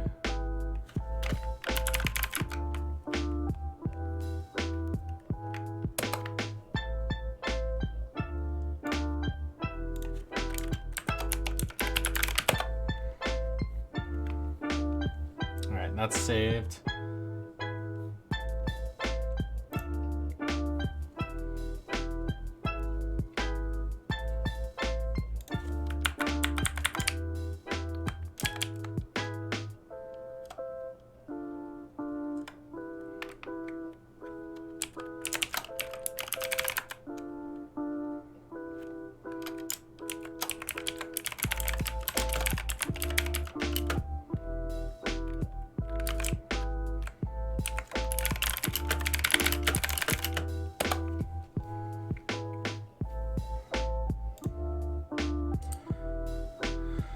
All right, and this one, yeah, this one is my old file, but none of these are layered.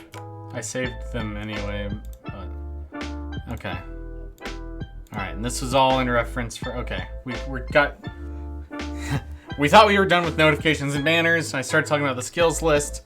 It's a fun conversation. We can go ahead and close that now. And so I have these open for reference. These are the assets that Matthew used to construct speech bubbles for the shopkeeper inside the shop, if that's not obvious. The shopkeeper is inside the shop. Let's go ahead and make this like 200 by 200 so that we can assemble it.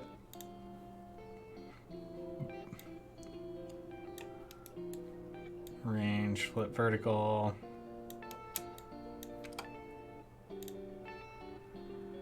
I don't think we need the second version of this. We do have like a top corner, which is kind of cute. We could try to use that. This is really any corner. We probably need a few different versions of it. Arrange, flip horizontal. And then we take them both and make them vertical. Oh no, we don't need that top left one. And what is this? Oh, it's like, I don't know why this is a little longer. It seems kind of unnecessary. So I think what I'm gonna do is I'm gonna delete this. No. Rasterize for me, baby. All right, so this is just a window edge. As is this. Again, seems strange that it exists when I already have a window edge. So I think what I will do is construct this.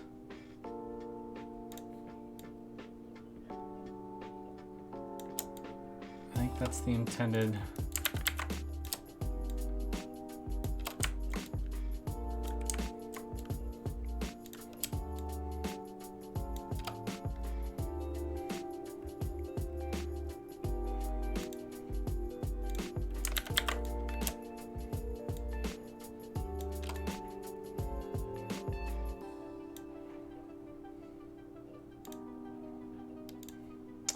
And for those of you who haven't intuited this, perhaps, I'm basically constructing these assets the way that the game would to make like a stretchable window. You know, each corner is its own asset, and then you have these centerpieces that can be stretched.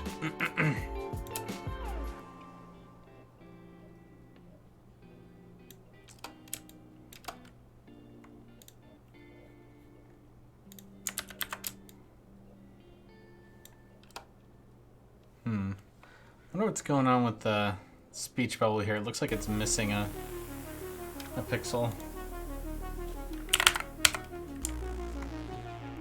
Or is one of the assets I deleted designed specifically to act as the corner? That seems like it might be overkill to do something like that. Oh, did I just... I don't know. I'm not sure.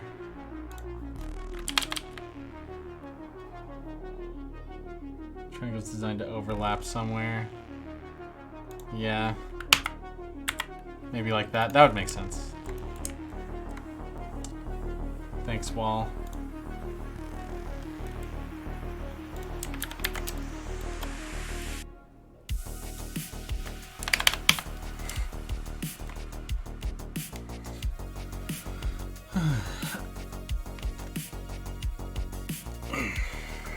Okay, so in theory, like, these same assets could be used for NPC dialogue.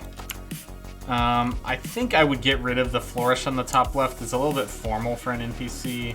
It's good for a shop, you know, with all that background on there because, you know, reasons. But I think for an in-world NPC, it's a little bit too anchoring, and it needs to feel like it's floating. It's, like, deliberate that it floats. So I'm going to make another one of these.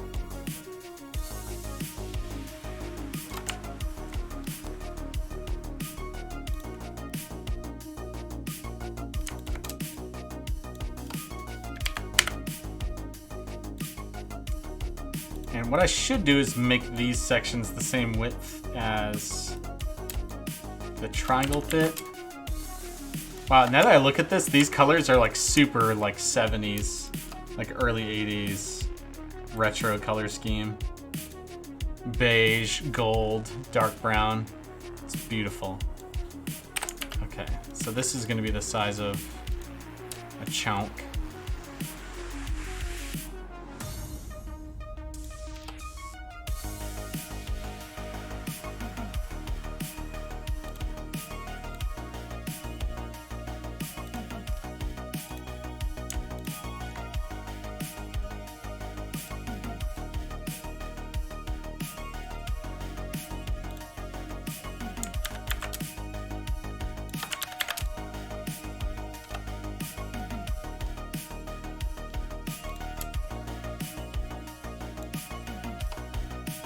Well, let me know if you have any thoughts about these speech bubbles. Like, it's not something we've talked about in a long time. I think we were all kind of excited about the idea when it was first brought up. But, you know, something like this, we haven't talked about it in a while. I don't want to be super presumptuous about, you know, we're definitely doing this. I do think that this is a better solution than using log text. That's why I was excited about it in the first place, I think. It's because you could sit there and read it for as long as you want. Or you click on them again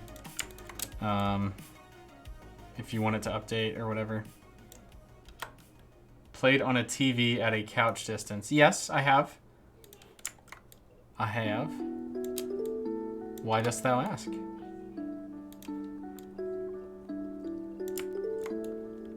Some concerns about the readability of certain things.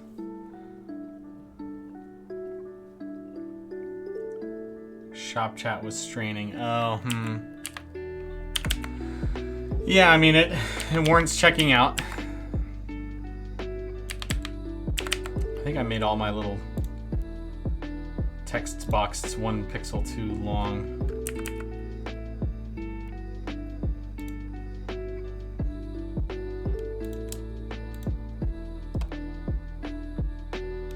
Let's just get rid of all of them except one.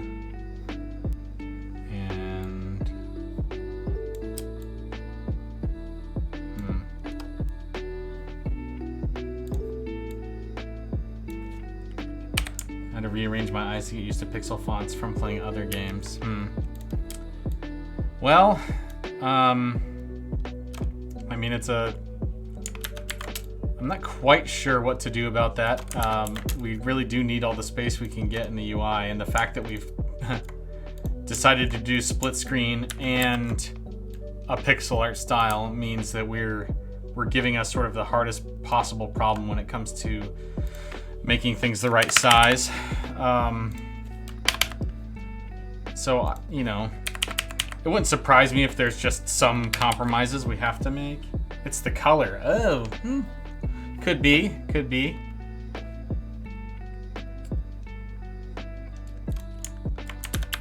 Okay.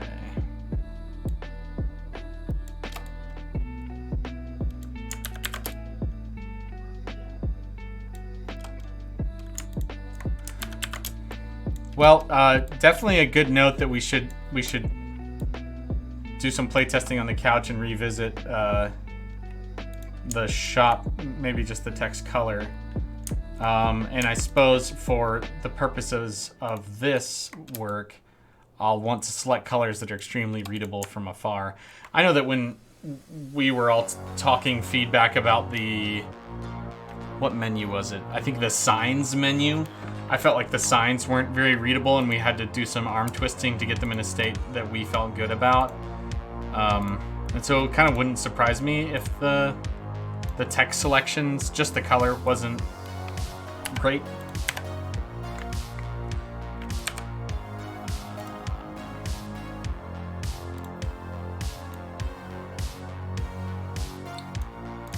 Okay. All right. That's how long it took me to reconstruct this speech bubble. There's things I like about it, things I don't like about it. I don't think it should have this gold edging, which again, it's just a symptom of it being from another asset. So I'll go ahead and clean those up. And the whole like brown edging, I think, is not appropriate for an in-world bubble. Oh my gosh, Affinity. Work with me, baby.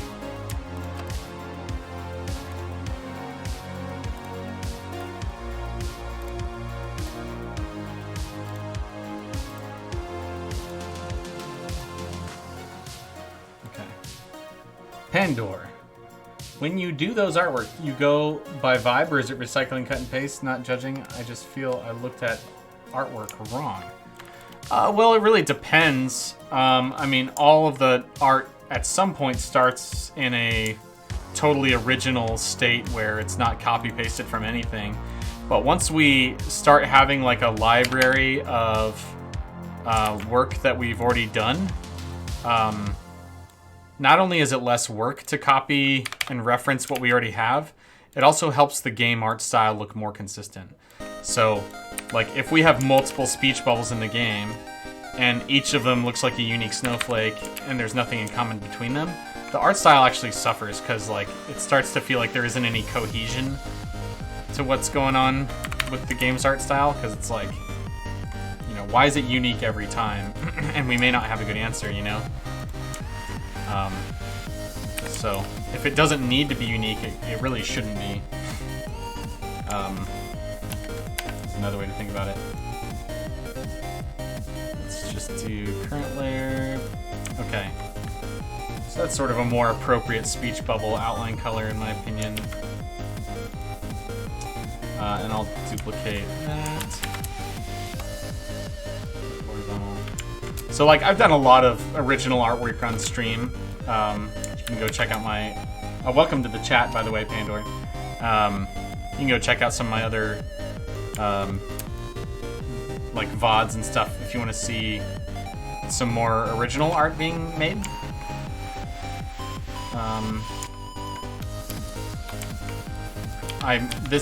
With these speech bubbles, I'll probably get to the point where something is original about them. Like I've already changed the color because it's an in-world graphic versus one that's in a brown menu. So I'm kind of trying to blend it with the darkness of what the world would normally be. Let's get rid of these. Boom.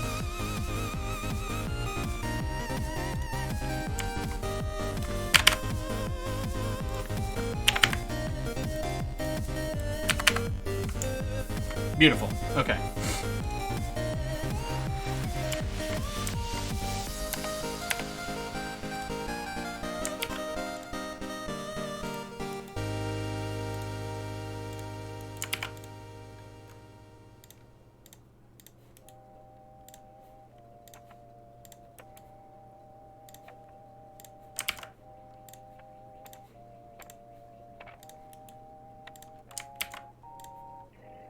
But a lot of game art, like, when it comes down to it, game art is a technical job.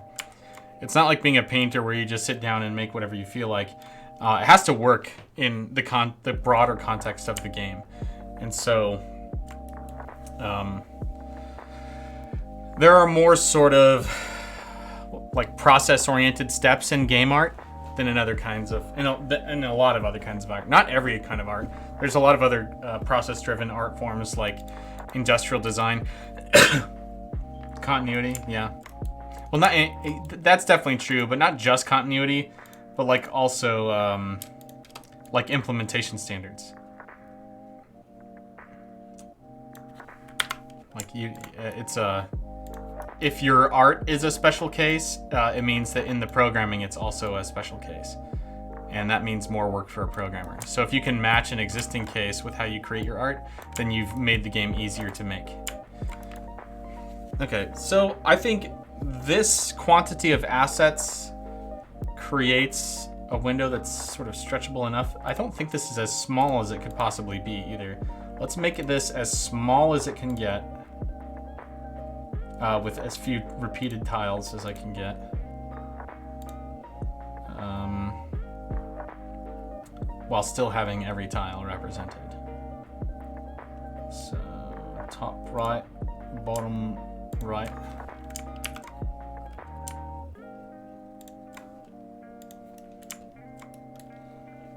And also vibe. Like you don't put a talking bunny in detective noir game. Yeah, that's true. That's kind of a... It's funny that you say that, because there's multiple like animal noir detective games that are out there right now. I haven't played them, but I own them.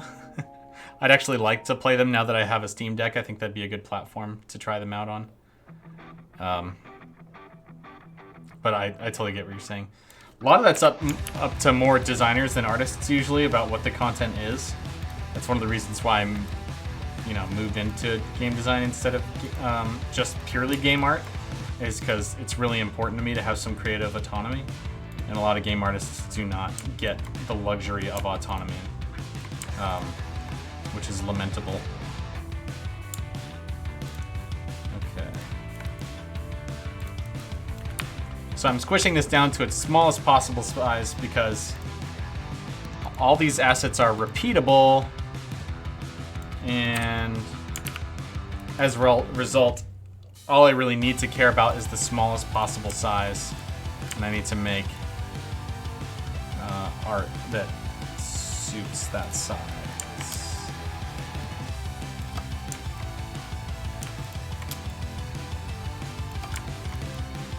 Okay.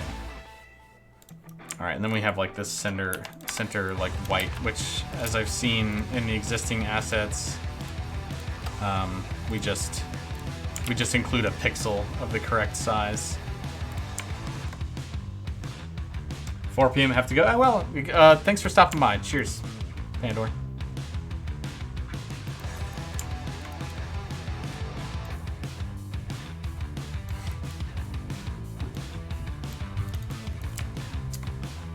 Isn't that the most adorable, tiny little speech bubble?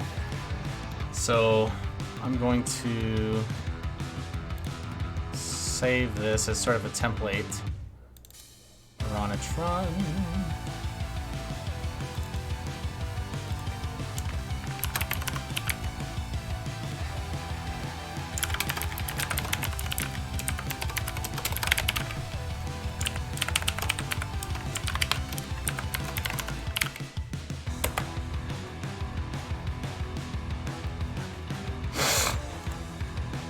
Excuse me.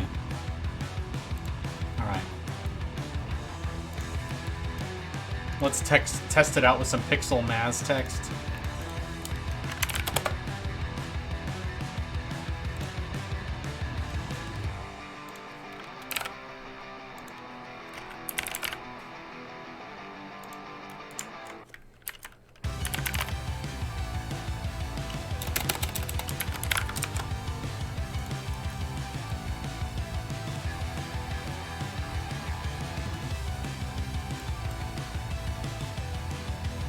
Alright, so we got Keanu Reeves in the game and he says, whoa.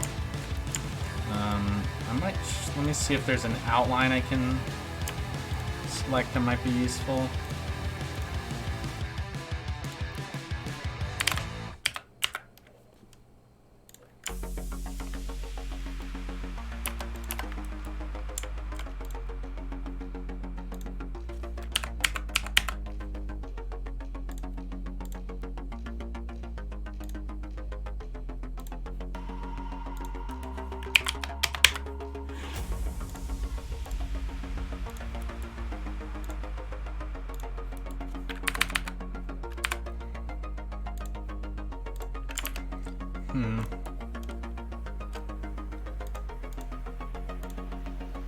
So I made a 1 pixel outline using the speech bubbles like anti-alias color, and I don't think it made it more readable, actually. I think it's better just naked. Make a longer string. I mean, I definitely will.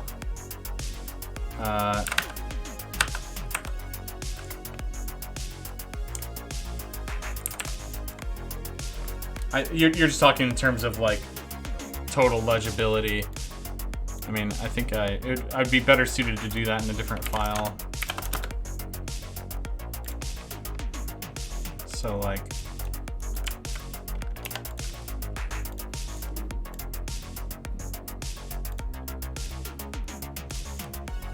this is the background color. What is one of the longer speech bubbles in the game? Let me see if on the top of my head I can think of that.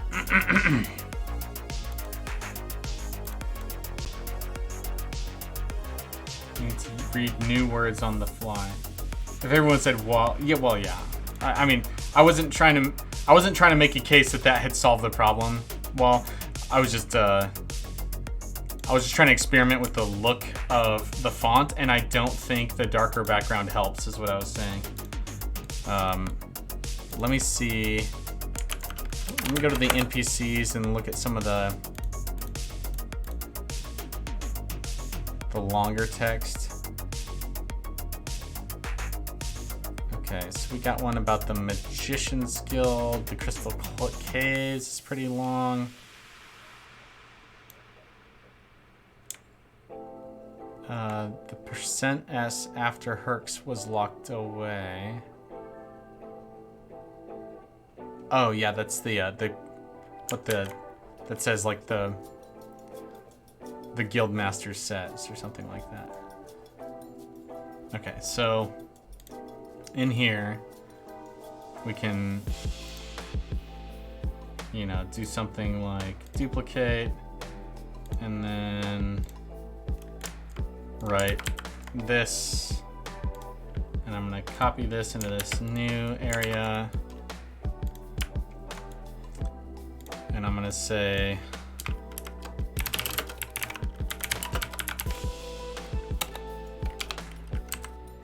oh, we can actually get rid of this, the guild bouncer says, because that's in a speech bubble, that's not gonna matter.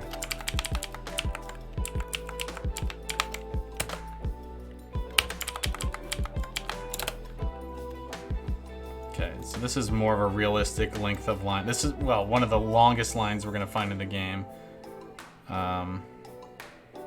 Well, Archmagister's is just too long for this.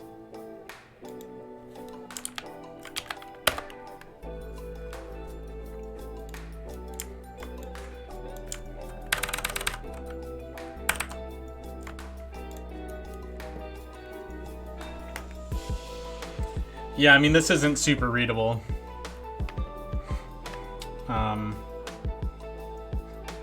You know, it might help if it filled in like the shopkeeper text does. Did you find that helped or hindered your readability of it?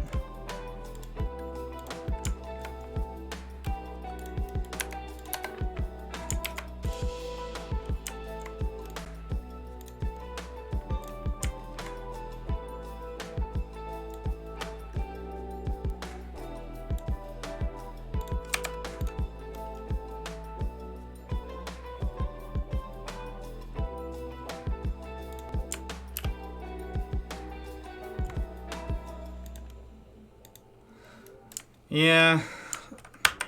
Need stuff to be still to read it. I understand. So I might say that the 1 pixel outline helps it look less noisy. So I'm zoomed out, obviously, to try to simulate this idea of reading small text. And this is obviously crisper and cleaner, but the shapes sort of start to blend together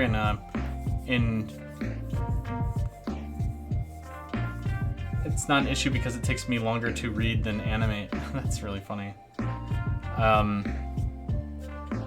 yeah, everything is really clear here, but also it starts to look like a jumble of rectangles. I assume in the same way that, like, when dyslexic people have a hard time reading, like, it's just like, what part of this is part of the letter? I'm just having a hard time. But when I put the dim outline around it, I think it makes it much clearer what the entire shape of the thing is. It's less easy to confuse one letter with the next. I don't know if the stream quality is good enough for you to make a call like that just by observing the stream wall. But I think I will finish some experiments with this solution in place.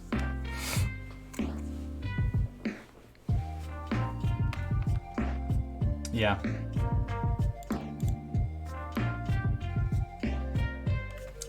You have that problem with the UI in the game now? Do you mean in the beta or in the retail version? Well, one of the things about this solution is that this is a very low contrast shade here. And so, you know, I think some of the ones we've tried in the past have been like a bright letter with a really dark outline. And so I think that has a tendency to contribute to the sort of noisiness of it. Whereas this one is actually doing more of blending the shape in the same way that like anti-aliasing does. And I think that's why it's more readable, because it's not trying to enhance contrast. It's actually reducing contrast so that the shapes look more unified. So I think that's a takeaway that we can apply to the game. So despite woe by itself looking like it's not really clearer, I agree with you that in the context of actual readability, it's going to be bubbles that get stretched, rotated. I think it needs to be the BG color. But what needs to be the BG color?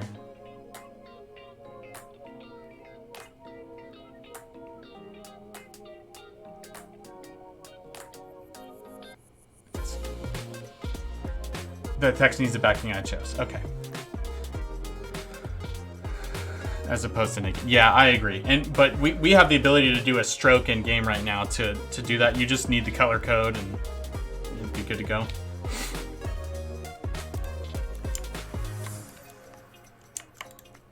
Yeah. Okay. Well, as far as assets go, I mean, this grouping, I think we have a good solution. So if this is our NPC speech bubble asset, you obviously need the 1 pixel of this background color, the text box or the speech bubble triangle, the corners. I think these corners are all correct. But these, do you need these? Would it be better for you if these were just 1 sliver wide, or do you like them in these sort of these chunk sizes that get repeated? 2 pixels? Okay. Can do. Good to know. Okay. I'm gonna leave this as is for now and then save the export, and then I'm gonna do the gravestone one right now that's gonna follow the same exact format. But just using like gravestone colors instead. Do you recall which... I can just launch the game. I need to launch the game anyway. Play Barony.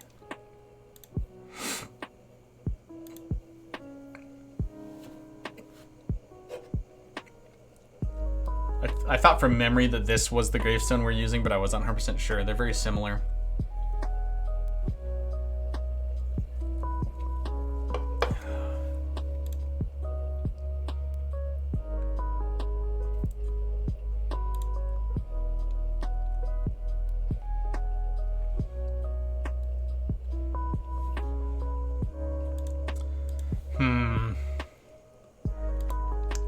They're doing a Game of Thrones spin-off. I don't know how I feel about that.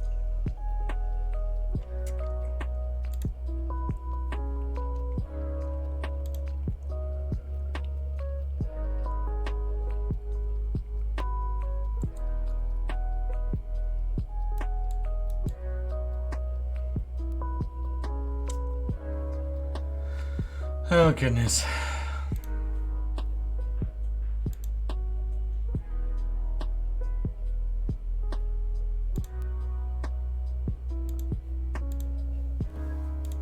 All right.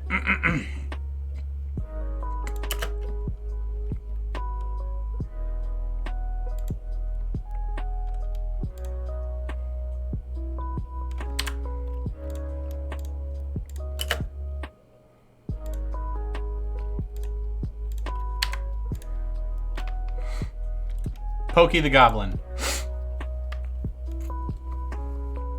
Check out the follower menu because it's cool. I will. Of course he's got blessed boots.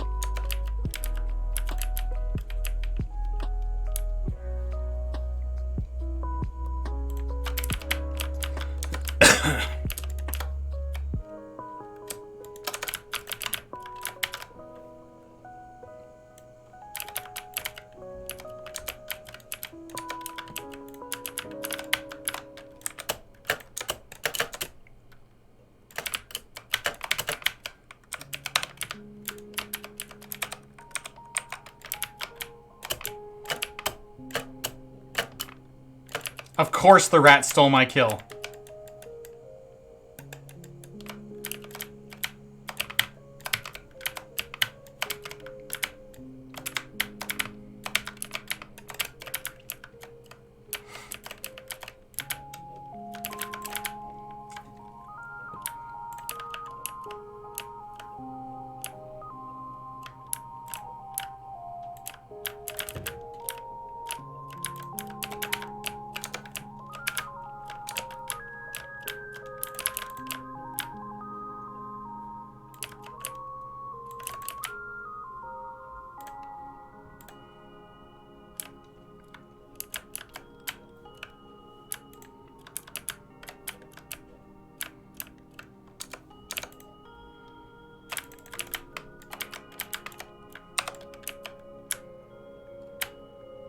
Ow, don't.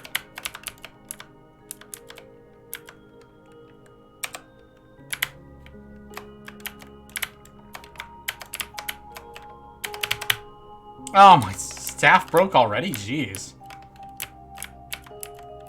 I'm a goblin. That's not supposed to happen.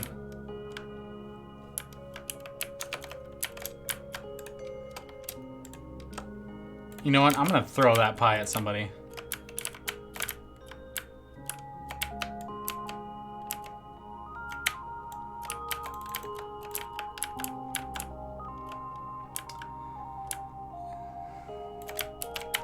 I could rapidly test stuff instead of just playing the game. Did I cause this? I may have caused this. I'm very weirded out by this occurring. No new level files in this build. Yeah, but it may have my old... It may have overwritten my corrected level files. Which is why this appears new to me. Okay, so I don't need to fix anything. Yeah, it's just the old one. And you have the new ones, so... so no work loss or anything. I did back up my stuff just in case. But I did send off the completed fixes.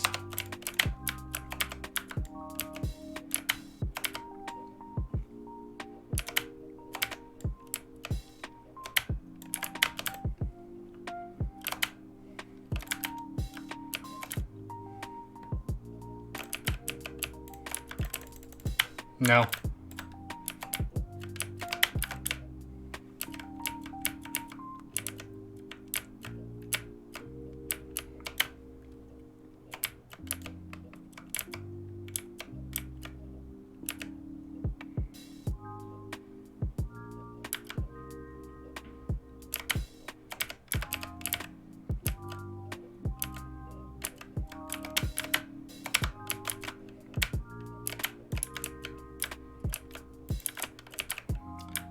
Man, if that staff, that stinking staff, it broke so fast. I must have just gotten really unlucky. Yeah, this is an old file that I have gotten rid of. Ding, ding, ding, ding, ding, ding, ding, ding. Mail, mail, mail. All this rotten food. Okay, but I have a shield. I guess that's something. And a spear that functions. Alright. Alright. No lockpicks. The Wanderer, he doth wander.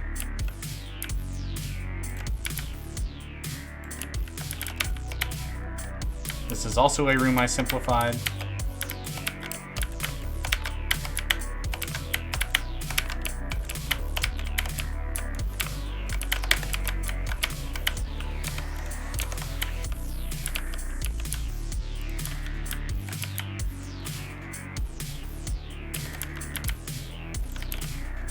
Here, let me turn on the game audio for you.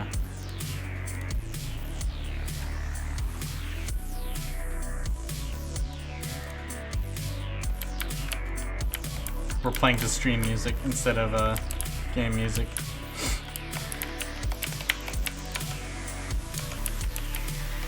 What if the succubus could zap a fountain? I'm curious what you're imagining. Like if she casts a spell and the fountain is in the way and something happens?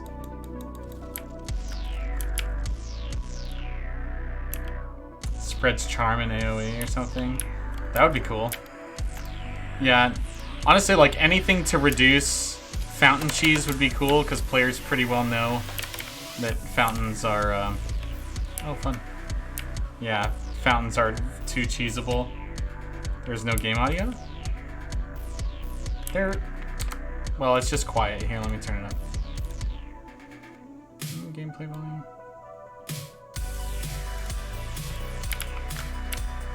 You should be able to hear it.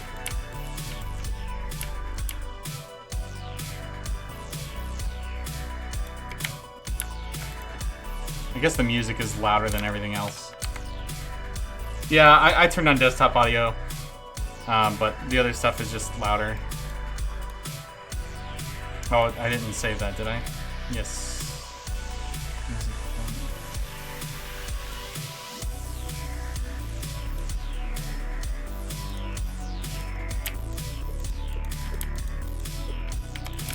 Should be audible. Orbs? What about orbs?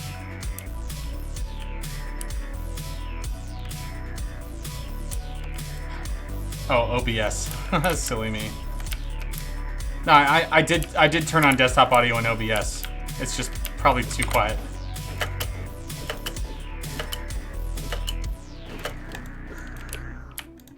It's just faint. I'll turn up the volume in OBS. Yeah, there you go. Okay, how's that? Probably much better.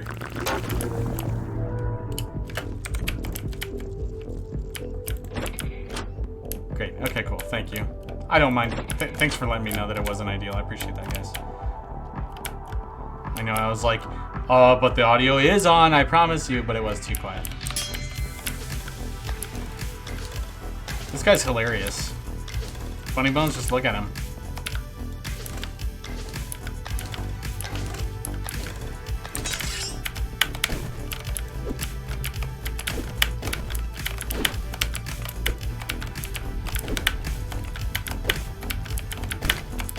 Yeah, I mean, we could do something silly where, like, only monsters can, or, not monsters necessarily, but only non-players can damage fountains and sinks or something, so that, you know, they're not as cheesable as they are. Like, maybe they only take a couple hits or something. I don't know. It's kind of a hack solution, but it would get rid of the cheese, which is kind of what matters. Reset incoming. Oh, you think I was gonna get killed by Funny Bones? Not today, punk. I appreciate your faith in me, though. That was nice of you.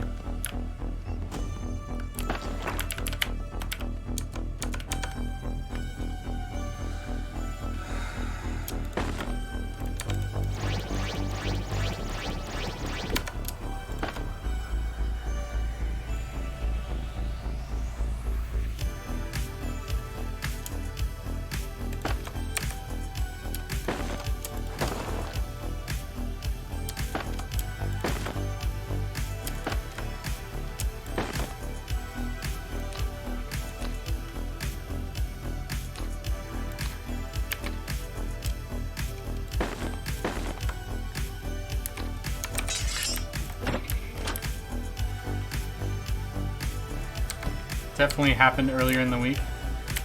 Oh, when I got killed by Funny Bones previously? Yes, I have died in this game before. You got me.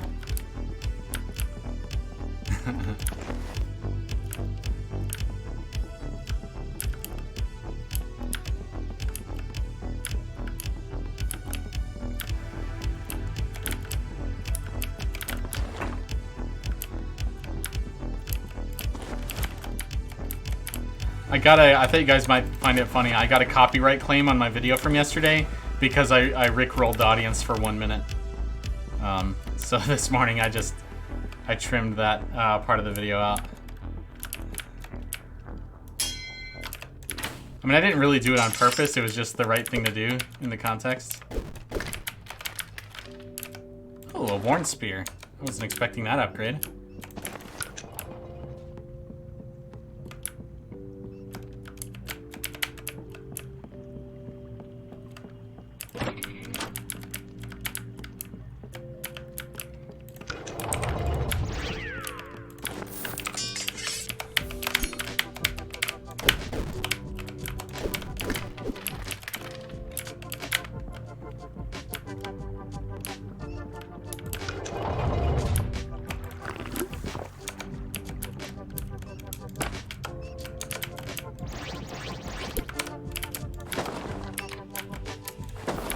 Man, my stuff be breaking.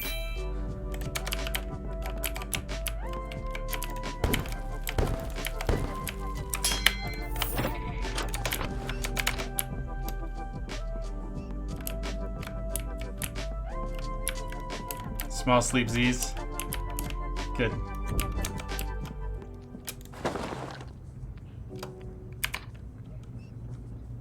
I've been moving so fast I haven't needed any food yet. Or maybe my hunger's off. I doubt it's off.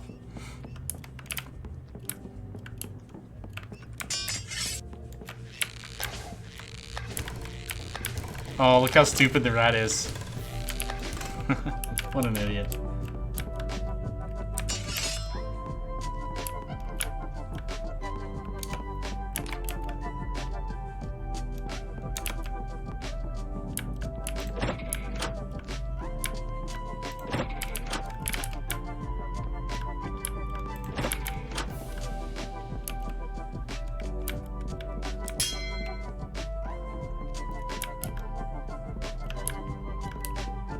Oh, is somebody stuck in the wall here?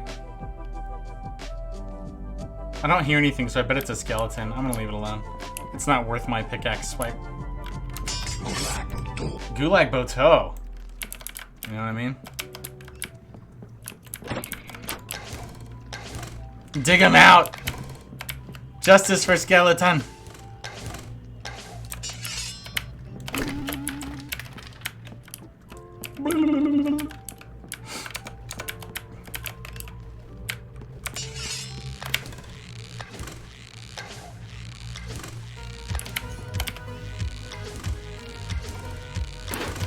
Well.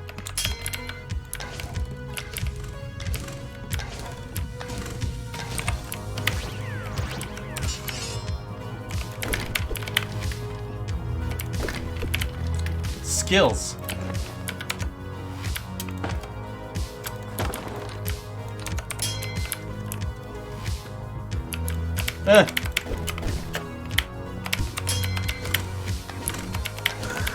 All right. I'm playing pretty good today. I don't have a way to unlock that, unfortunately, and I'm not taking the time to deal with it.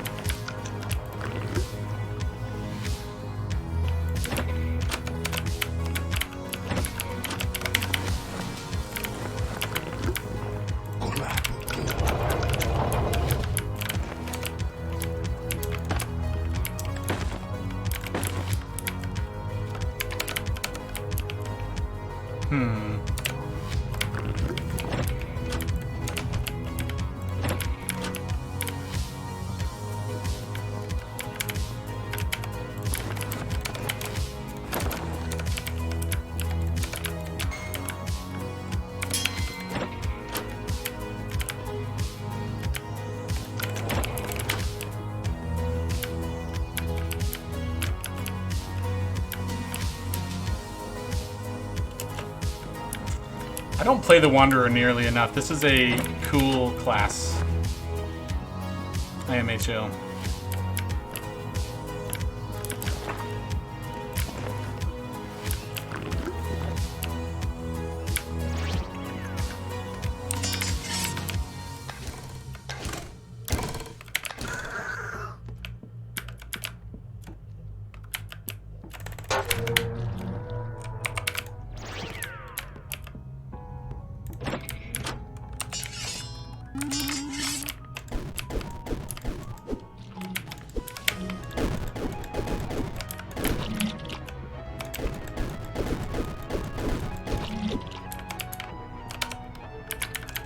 Dude, I killed Funny Bones, but I didn't take Parachute. What's wrong with me? How did I do that to myself?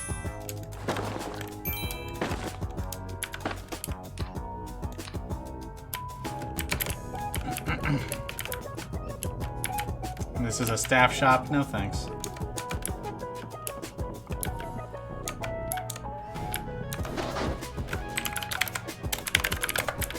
We should really turn on face hotbar automatically when we can tell you're using a keyboard. That would be great.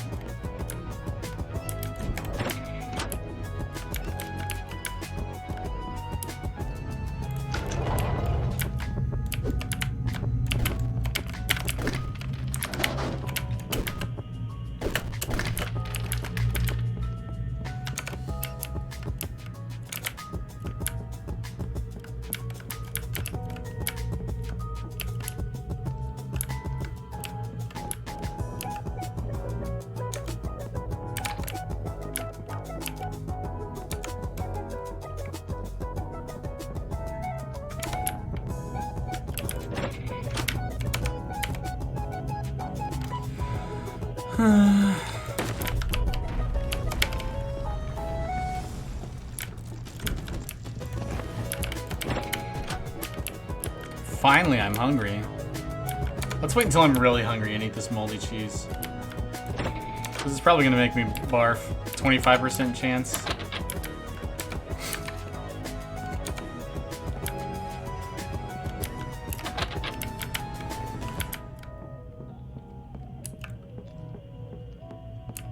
I hear a rat.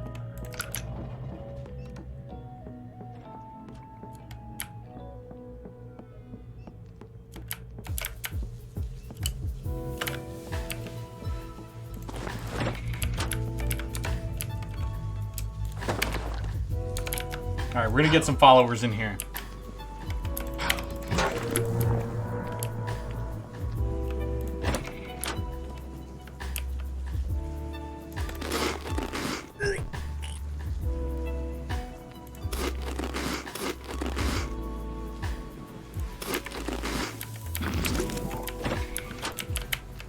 Join me.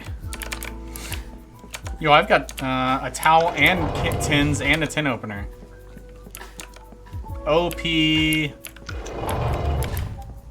Let's see if we can find it. Oh, hold on. I gotta command this guy. Hey, you. Look at that. What an amazing follower menu. This is great. This looks great, Wall. Everyone needs to look at this. It looks awesome.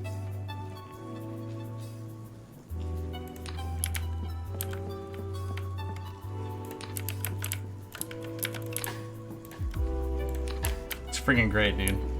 I'm very excited to polish it. It's great to have that in. We're gonna do this.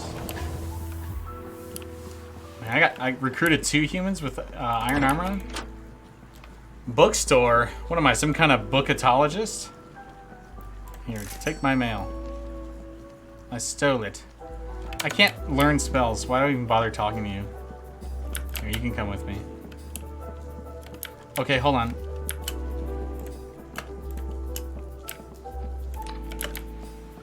Okay, so I just did space wait. And I can do space. Of course, since there's no feedback, it's like, it's not as intuitive as it could be, but it's like, it's a really good proof of concept. And I'm excited about it. My crossbow's decrepit. So I'll buy an excellent slingshot. Look at all this food, bro.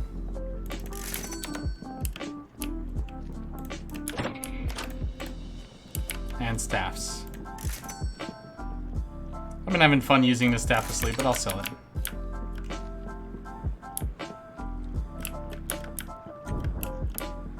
You don't have to move attack together.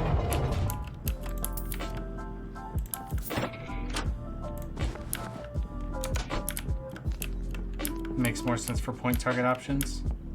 Oh, I see what you're saying. I see what you're saying. So, like, once you're in world and you're doing like a sneak or block command, I think the only case where that could suck would be here,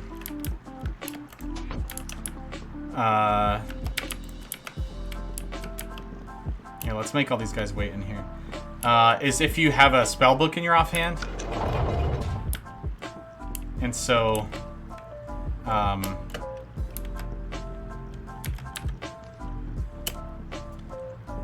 so when you're commanding in world, you end up just casting spells. I think that's what would happen probably. That would be annoying. My skill's not, or my strength isn't high enough. Yeah, so I kind of assumed incorrectly that you had to hold the spacebar in the menu rather than. Well, I mean, you do have to do that right now with the commands I attempted.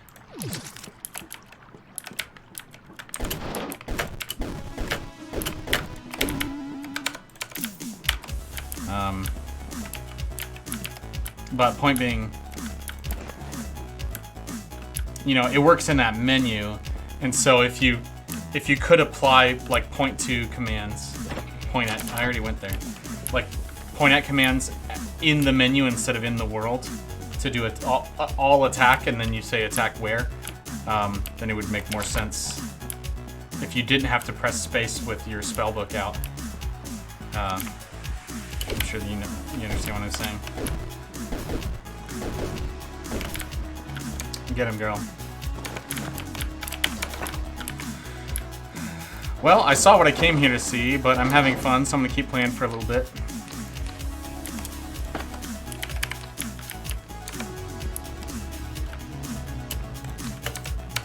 I mean, it's really convenient. It's just night and day when it comes to playing a character with a lot of followers. Not having to command them all is great. That's really, really good.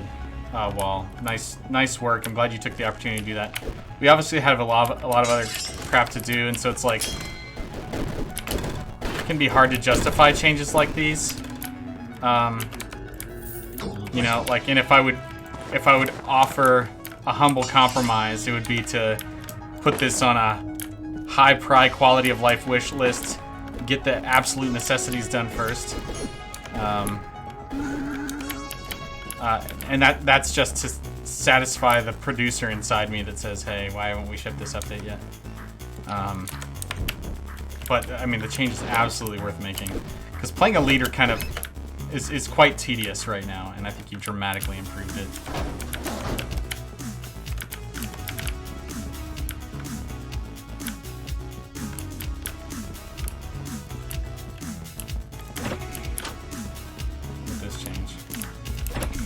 Oh, excuse me, boys. Alright, yes, nice work getting smashed, you idiot.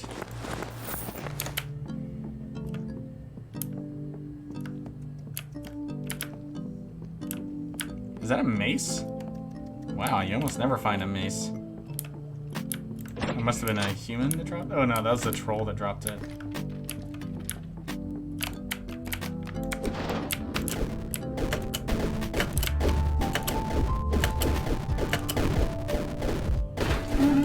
Yeah, get him, boys.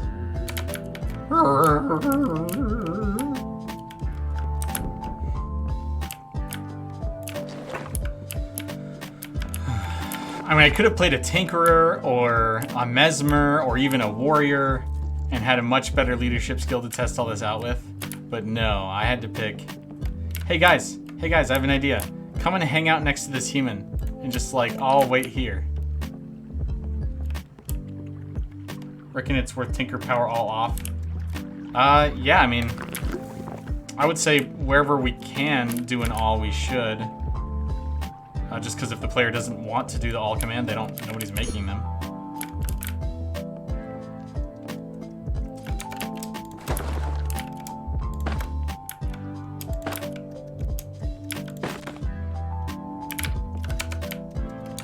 Let's get this bow.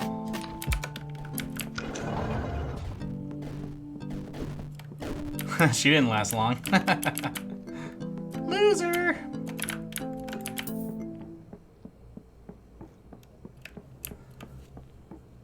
Move aside, interact doesn't make any sense, only attack. You know what? Interact would be very annoying. You send it to your entire team and they just like, whoever gets there first does the interaction and then everyone after that also tries to get the interaction. They just end up flipping the same lever like 5 times. Yeah, that would be annoying.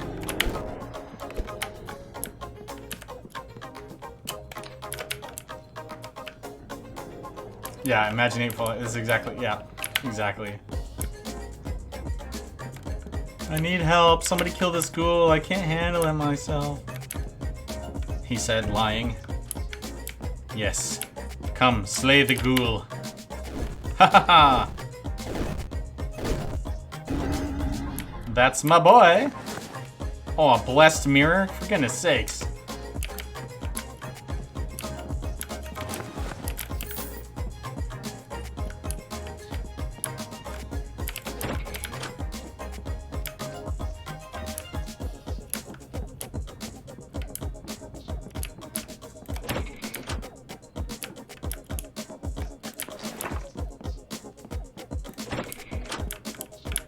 Wow, this same plus-shaped room has showed up so many times this run. It's always amazing to me how I can make 200 rooms, and most of them are, you know, variants where if the same room spawns, it'll pick from, you know, 5 other internal rooms, and it'll still, the game will be like, yeah, but I really wanted to spawn this one twice. Really wanted to spawn this one twice.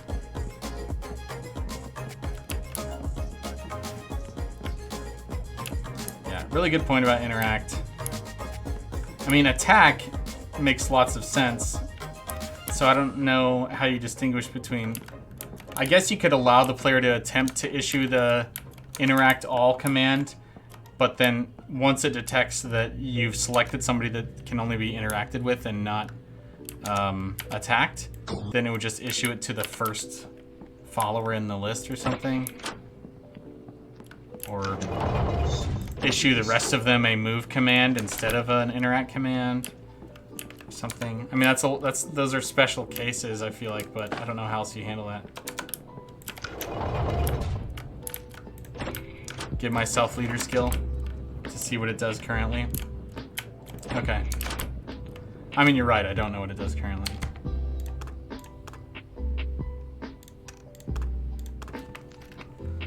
What is it? Set skill? What is the command?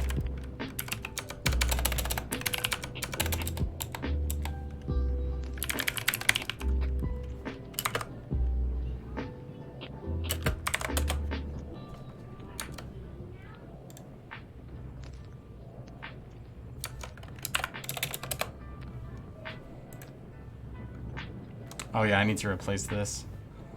Okay, so what can I find?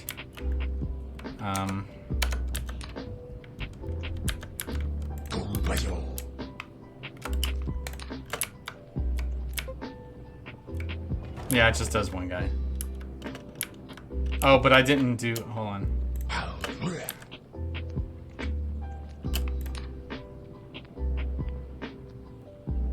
It just doesn't do anything. It doesn't let me do it.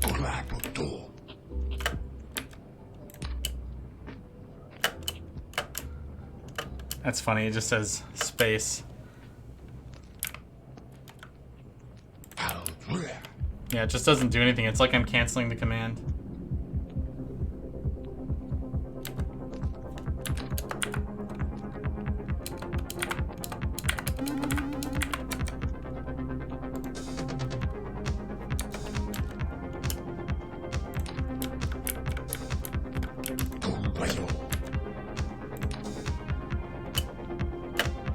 It just goes right through them. Yeah, so space just does nothing.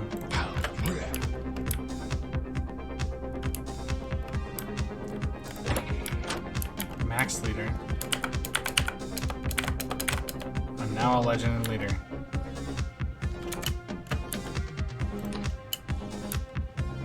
Love seeing the new icon on there.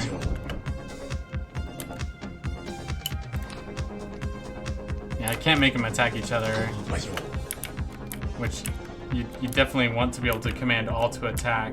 Okay, alright, I'll go down the next level.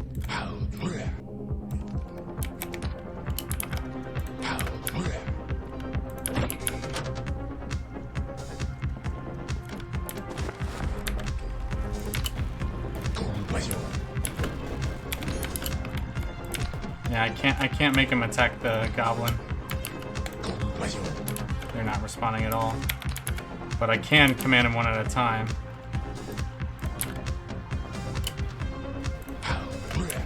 Yeah.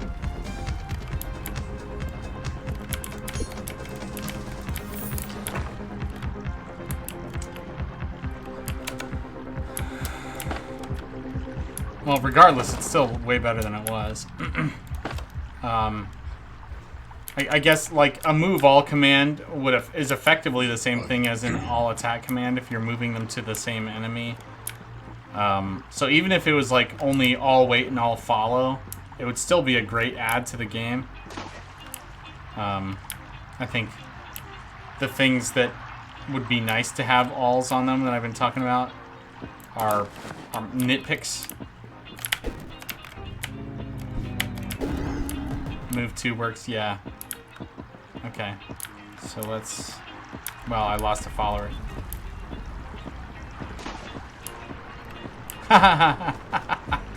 Oh no, okay, I got 2 followers. So I'll do...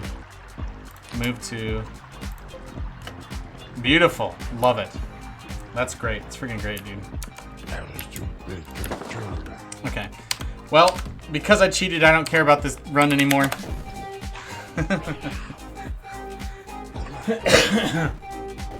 And I should get back to work.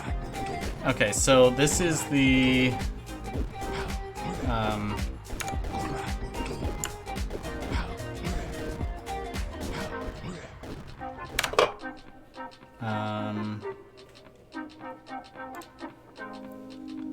is this the same color?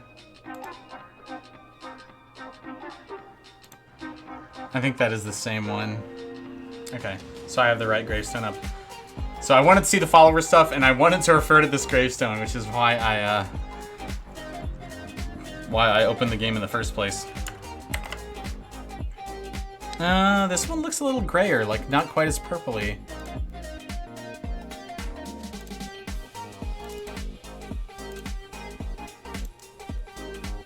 Images, UI.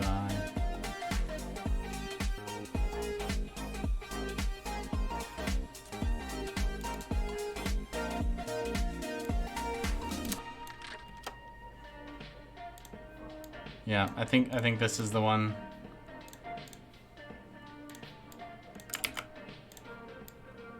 This is the right one. Oh yeah, because the green fire as well. The other one had orange fire. Okay, so I'm gonna use this gravestone as our source of truth to reference for the...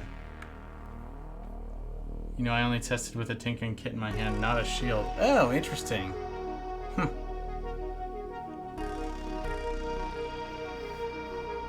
Yeah, I guess it's important to test with a tinkering kit because it's the sort of weird case where it overlaps.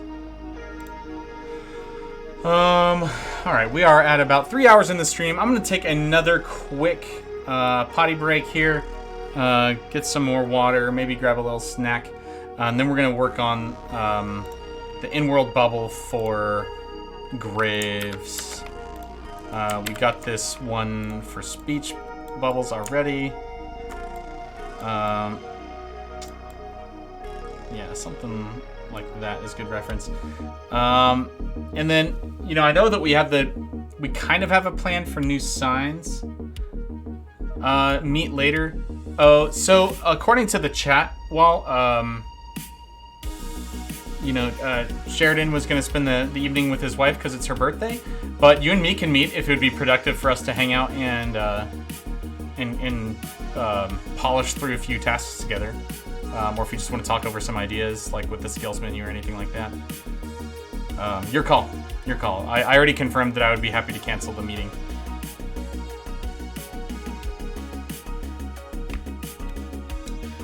Let me know what you think. Still up for it, short one? Okay, sounds good to me. Yep, I'll see you then. Thanks for showing up, man. And it was good to talk through some stuff. Thanks for showing me the new work you did. It's really cool. And get my new levels in that new build, man. Really makes the mines better. All right. Okay, like I said, I'm gonna go AFK just for a minute here. I gotta turn off my desktop audio, gotta turn off my mic, and I'm gonna put up this super fun screen. See you in a minute.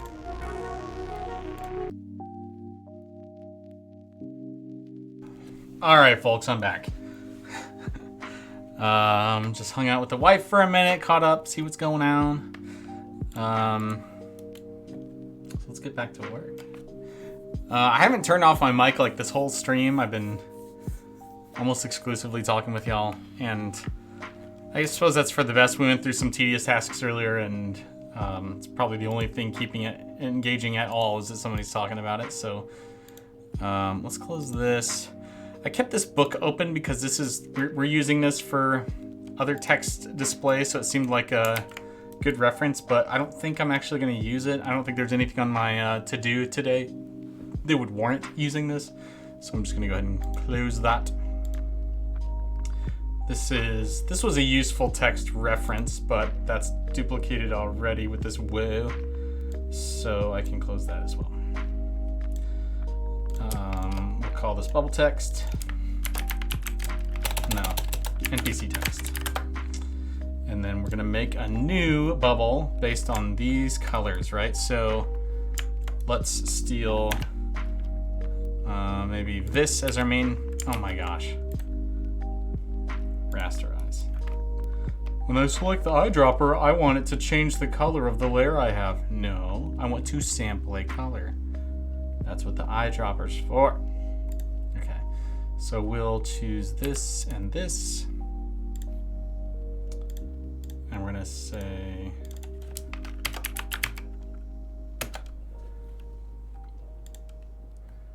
and actually, why don't we exploit what we have going on with this already as much as we can.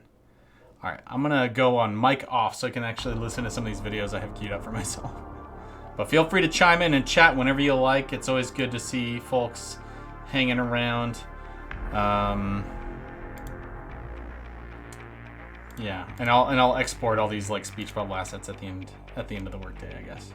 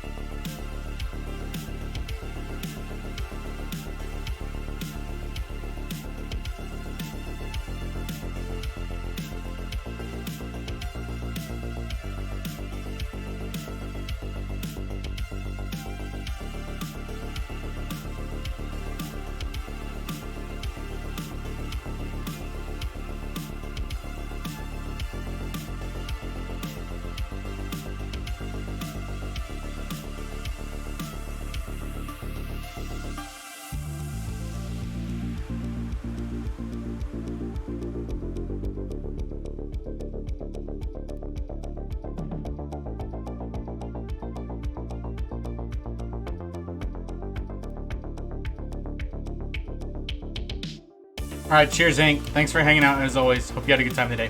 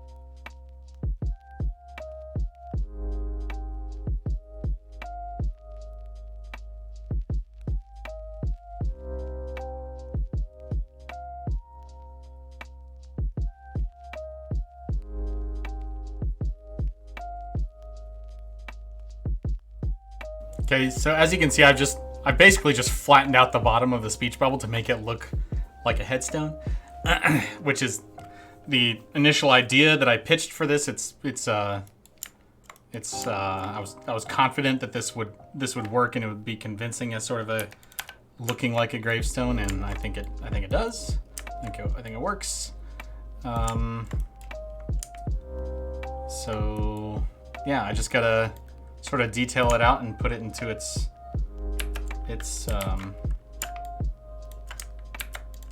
split it into its component parts.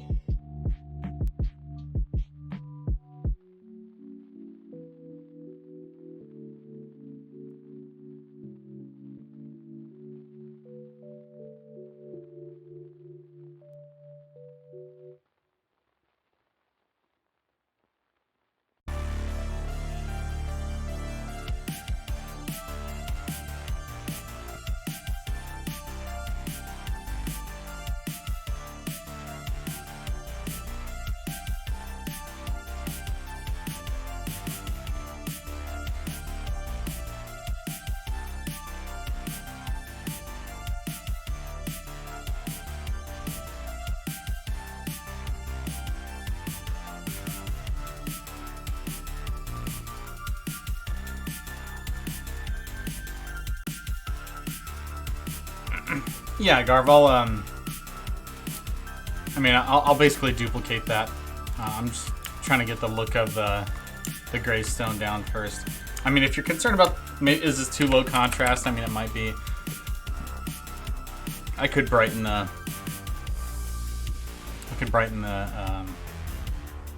background if it's a little dim.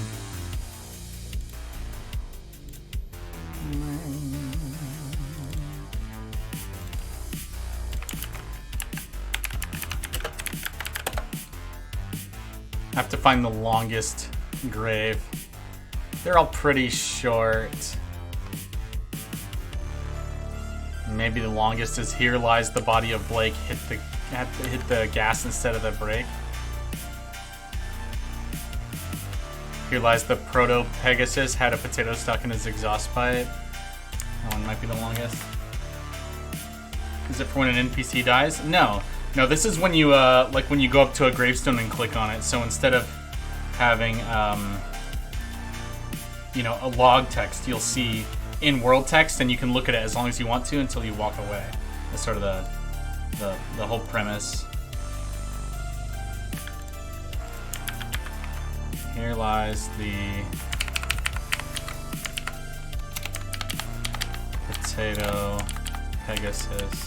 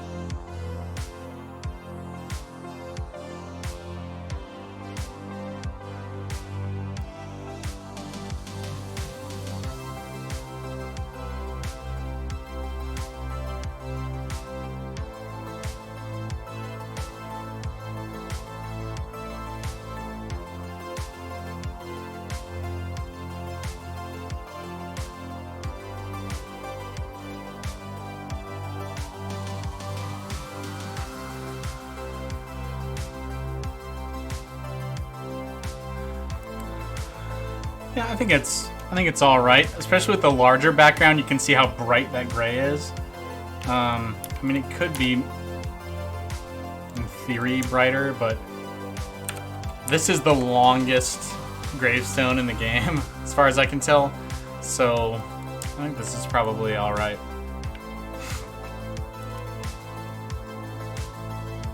If it needs to be brighter, it's not hard to change. I'll deliver the assets with this color.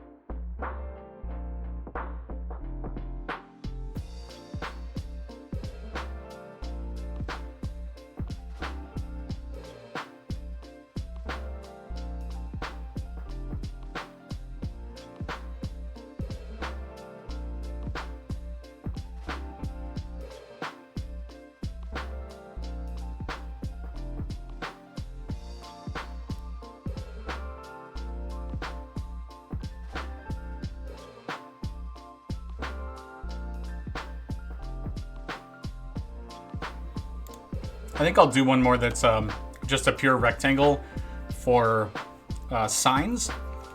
Now, we currently do have competing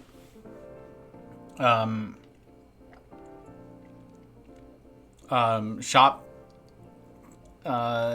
menu design where it, puts a pop-up on your screen and you hit OK to dismiss it. But I actually think this solution would be better. The only exception would be in the Hall of Trials. I would like a menu that pops up so that I can put a GIF up there to show the kind of action that I'm trying to teach the player.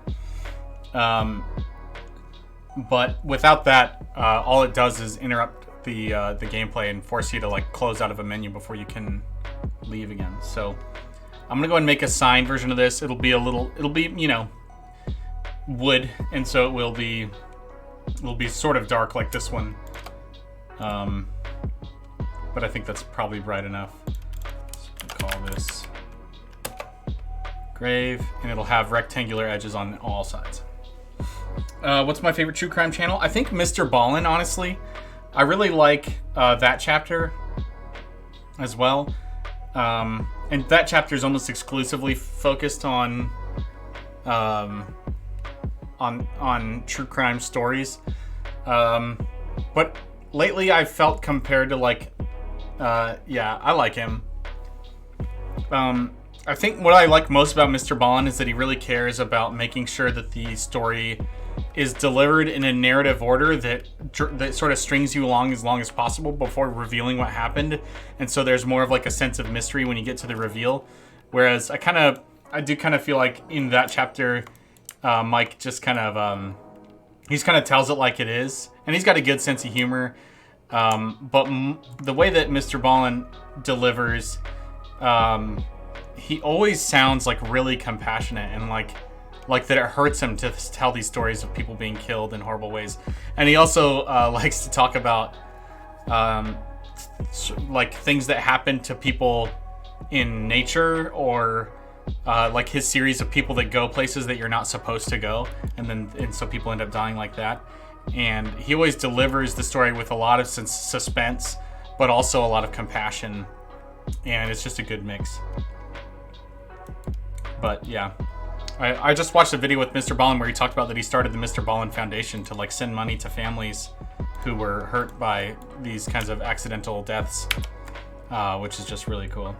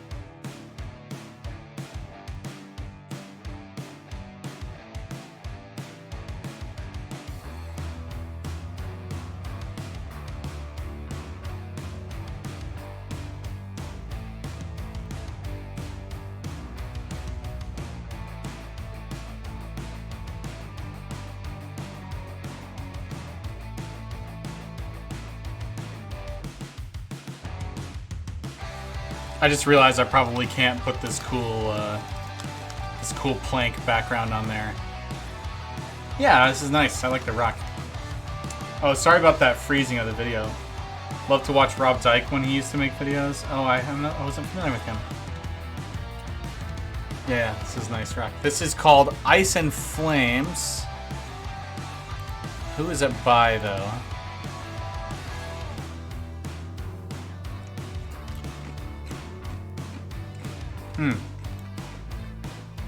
It's by the band that has an album on Stream Beats. And the album is called Demon. So if you ever go to Stream Beats, check out Demon. And this song, I believe, can normally have lyrics in it.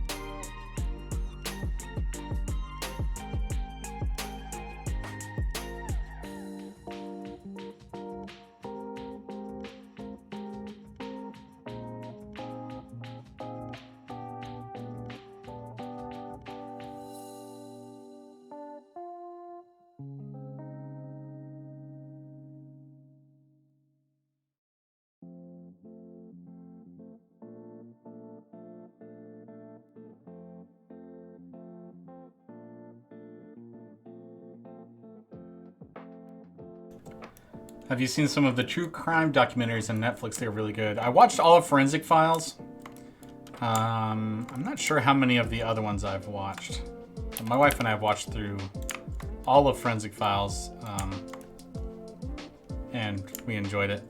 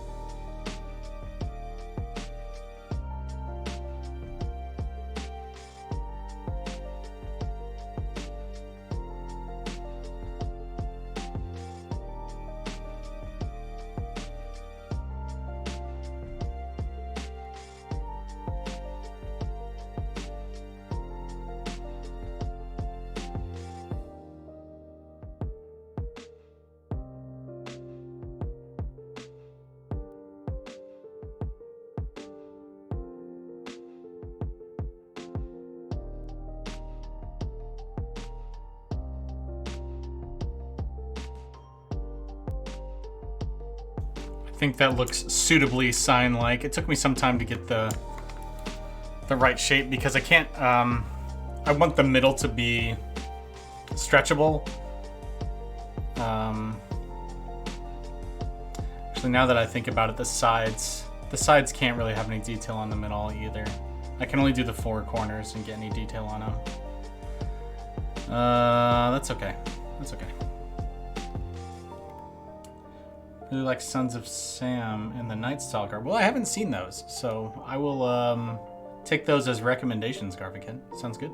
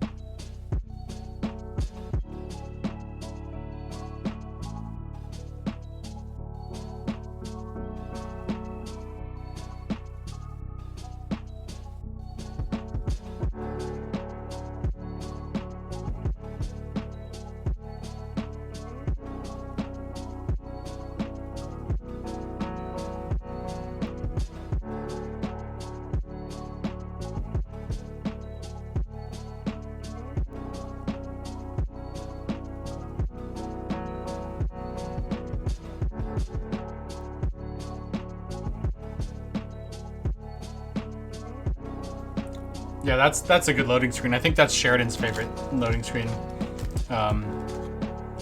That's, if it's not obvious, one of the ones that I put together when we released the Cursed Edition, and I did all that art for the Steam trading cards.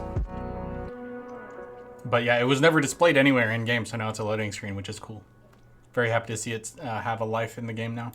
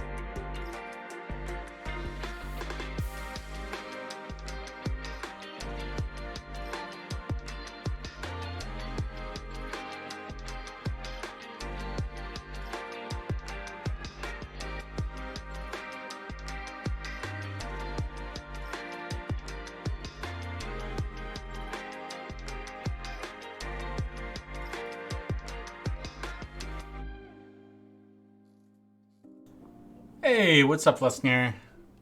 Good to see you. I'm testing out some ideas for an in-world tooltip style display for signs. And this is one of the longer signs in the game. And so I'm trying to decide if this is gonna work.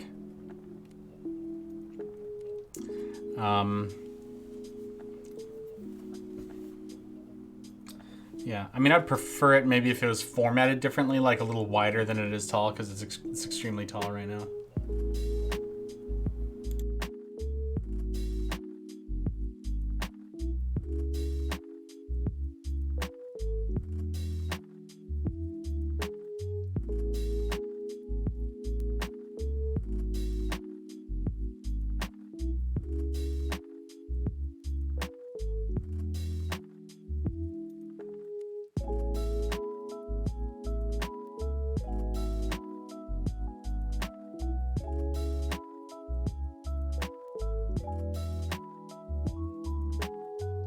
Yeah, I propose using the exact same system that we use for tooltips for items that are on the ground, which is in the beta but not in the shipping game yet.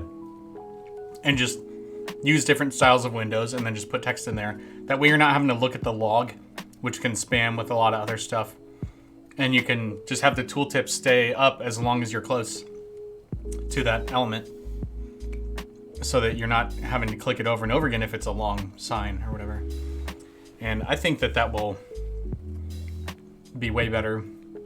And so I'm gonna just go ahead and provide the assets. I don't know if it'll get in or not, but I'm putting together these. I think pop-ups is a totally fair way to describe them.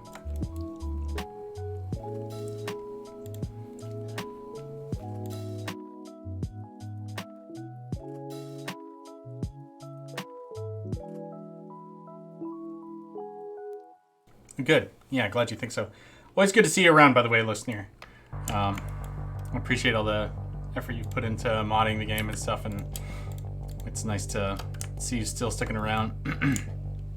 I know that every time we update the game, it creates like a problem for you in the Wicked rendition, because we changed some stuff that like affects your mod, and I'm sure it can be a hassle, and I hope it's not too annoying.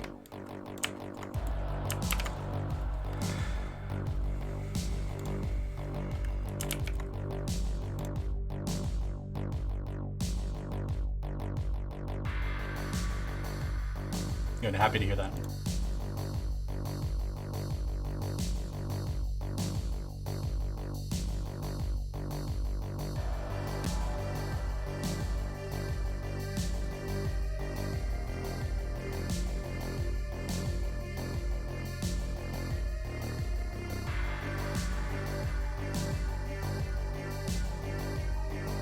So just to take you through the work I've done so far, we've got the signs, which is the last one I've done. Actually started with speech bubbles. And this speech bubble was mostly stolen from the new shop UI that Matthew put together. I took away some of the gold elements and made it look more, standalone, because the shopkeeper's new speech bubble looks cool, but it's sort of like framed in gold, which makes sense in that context. But floating in the world, I thought it would look better like this. And of course, all these elements are supposed to be able to stretch so that the bubble can be as big as it needs to be. And then this is for gravestones.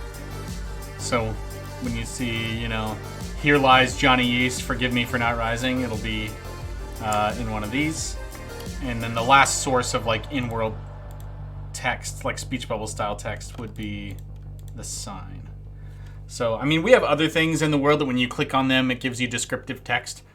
But that's not what this is for. This is for anytime something either speaks or displays text to you in a world element. And and having that outside the log, I think, makes more sense. So here we go, yeah. I'm going to be cutting these into assets, and then I'm probably going to call it a day after that.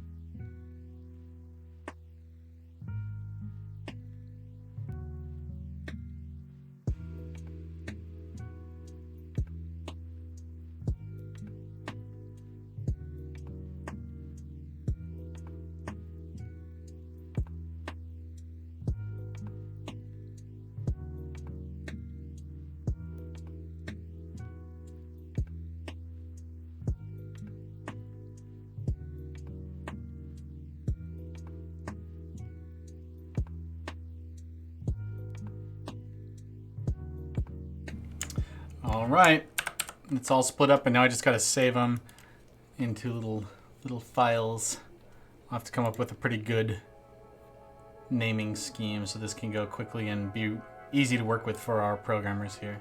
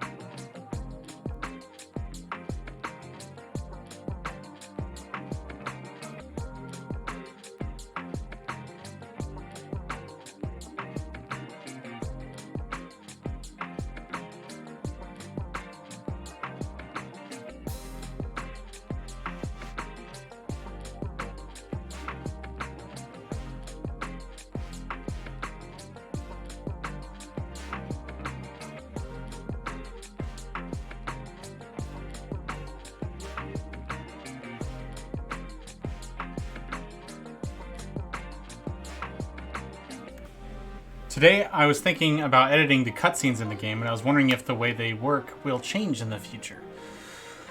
I think they'll always operate on JSON files that then refer to images, and so they should be very easy to edit both the text and image content of those cutscenes. Now, the number of cutscenes, that's a different story. That would probably be more difficult to modify, and how they're activated, I'm guessing would be pretty difficult to modify. But the contents of the cutscenes should be very straightforward to modify. It should all be based on JSONs. We're all, as Barony has matured quite a lot, so has Sheridan as a programmer, and he's very deliberate in making sure more and more of the game is being data driven, so that you don't have to, go hack through the code in order to change content, because that's unnecessary. And so, if anything, the cutscenes will only get more data-driven, not less.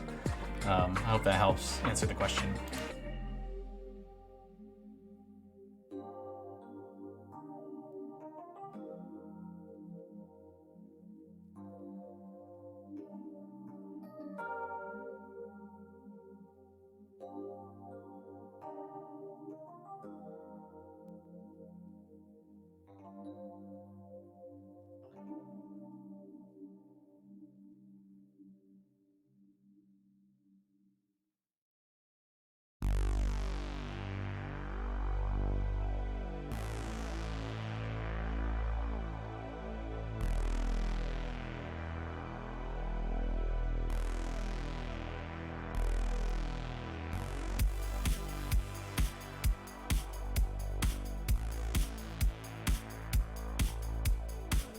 Good, good.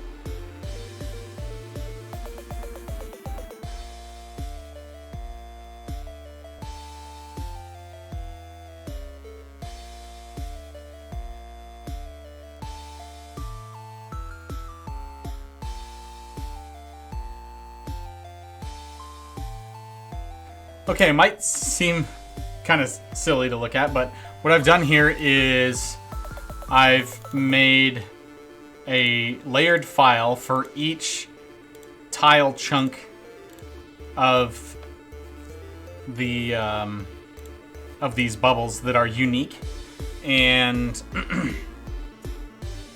and put all 3 variants of the speech bubble or the in-world text pop-up in that exact same format. That way, when Wall of Justice implements the bubbles, they will all obey the exact same rules, and so the only difference between them will be the art. Nothing about the code between them should be different. So that's the goal, that's the ideal, and that included an asset that's just like a 2x2 pixel asset of the color of the middle that will be stretched to fill the entire interior of the bubbles. I don't know if the shop bubble is exactly the same way because its shapes are a little bit more irregular than the ones I've selected here. But I've made sure that all of these have the same widths and heights to them where it's relevant. So the vertical, or like let's say the left side edge is just as wide as the corner. It's thinner because it needs to be stretchable up and down. And then the top side edge is just as tall as the corner as well. And so they should always match up. They should always create this nice square of empty pixel space, basically, that then Wall of Justice can fill in with the 2x2 pixel by stretching that out so that it fills the blank interior of the speech bubble. Just a little behind the scenes UI implementation detail for you to enjoy. I've been snacking on these chips too much. I'm gonna close them up.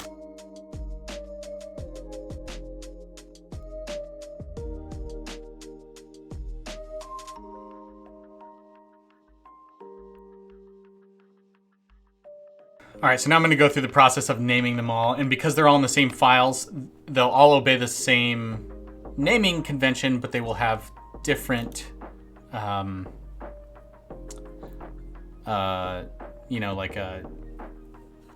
the prefixes and suffixes will be the same, but the content will be different. The content of the file name will be different.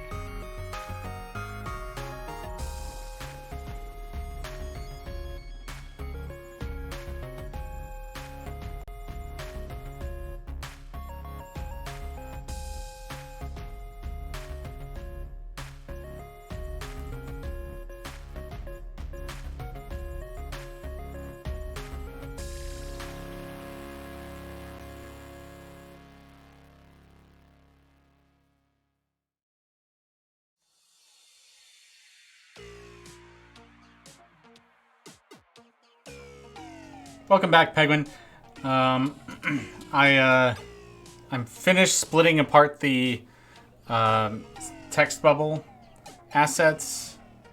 I'm finished splitting apart the text bubble variants into assets that can then be used by programmers to build text bubbles in game. So I'm just going through the process of exporting them all before I send them to our programmers to implement, assuming that they can get to it. So I'm going through all of them and exporting now.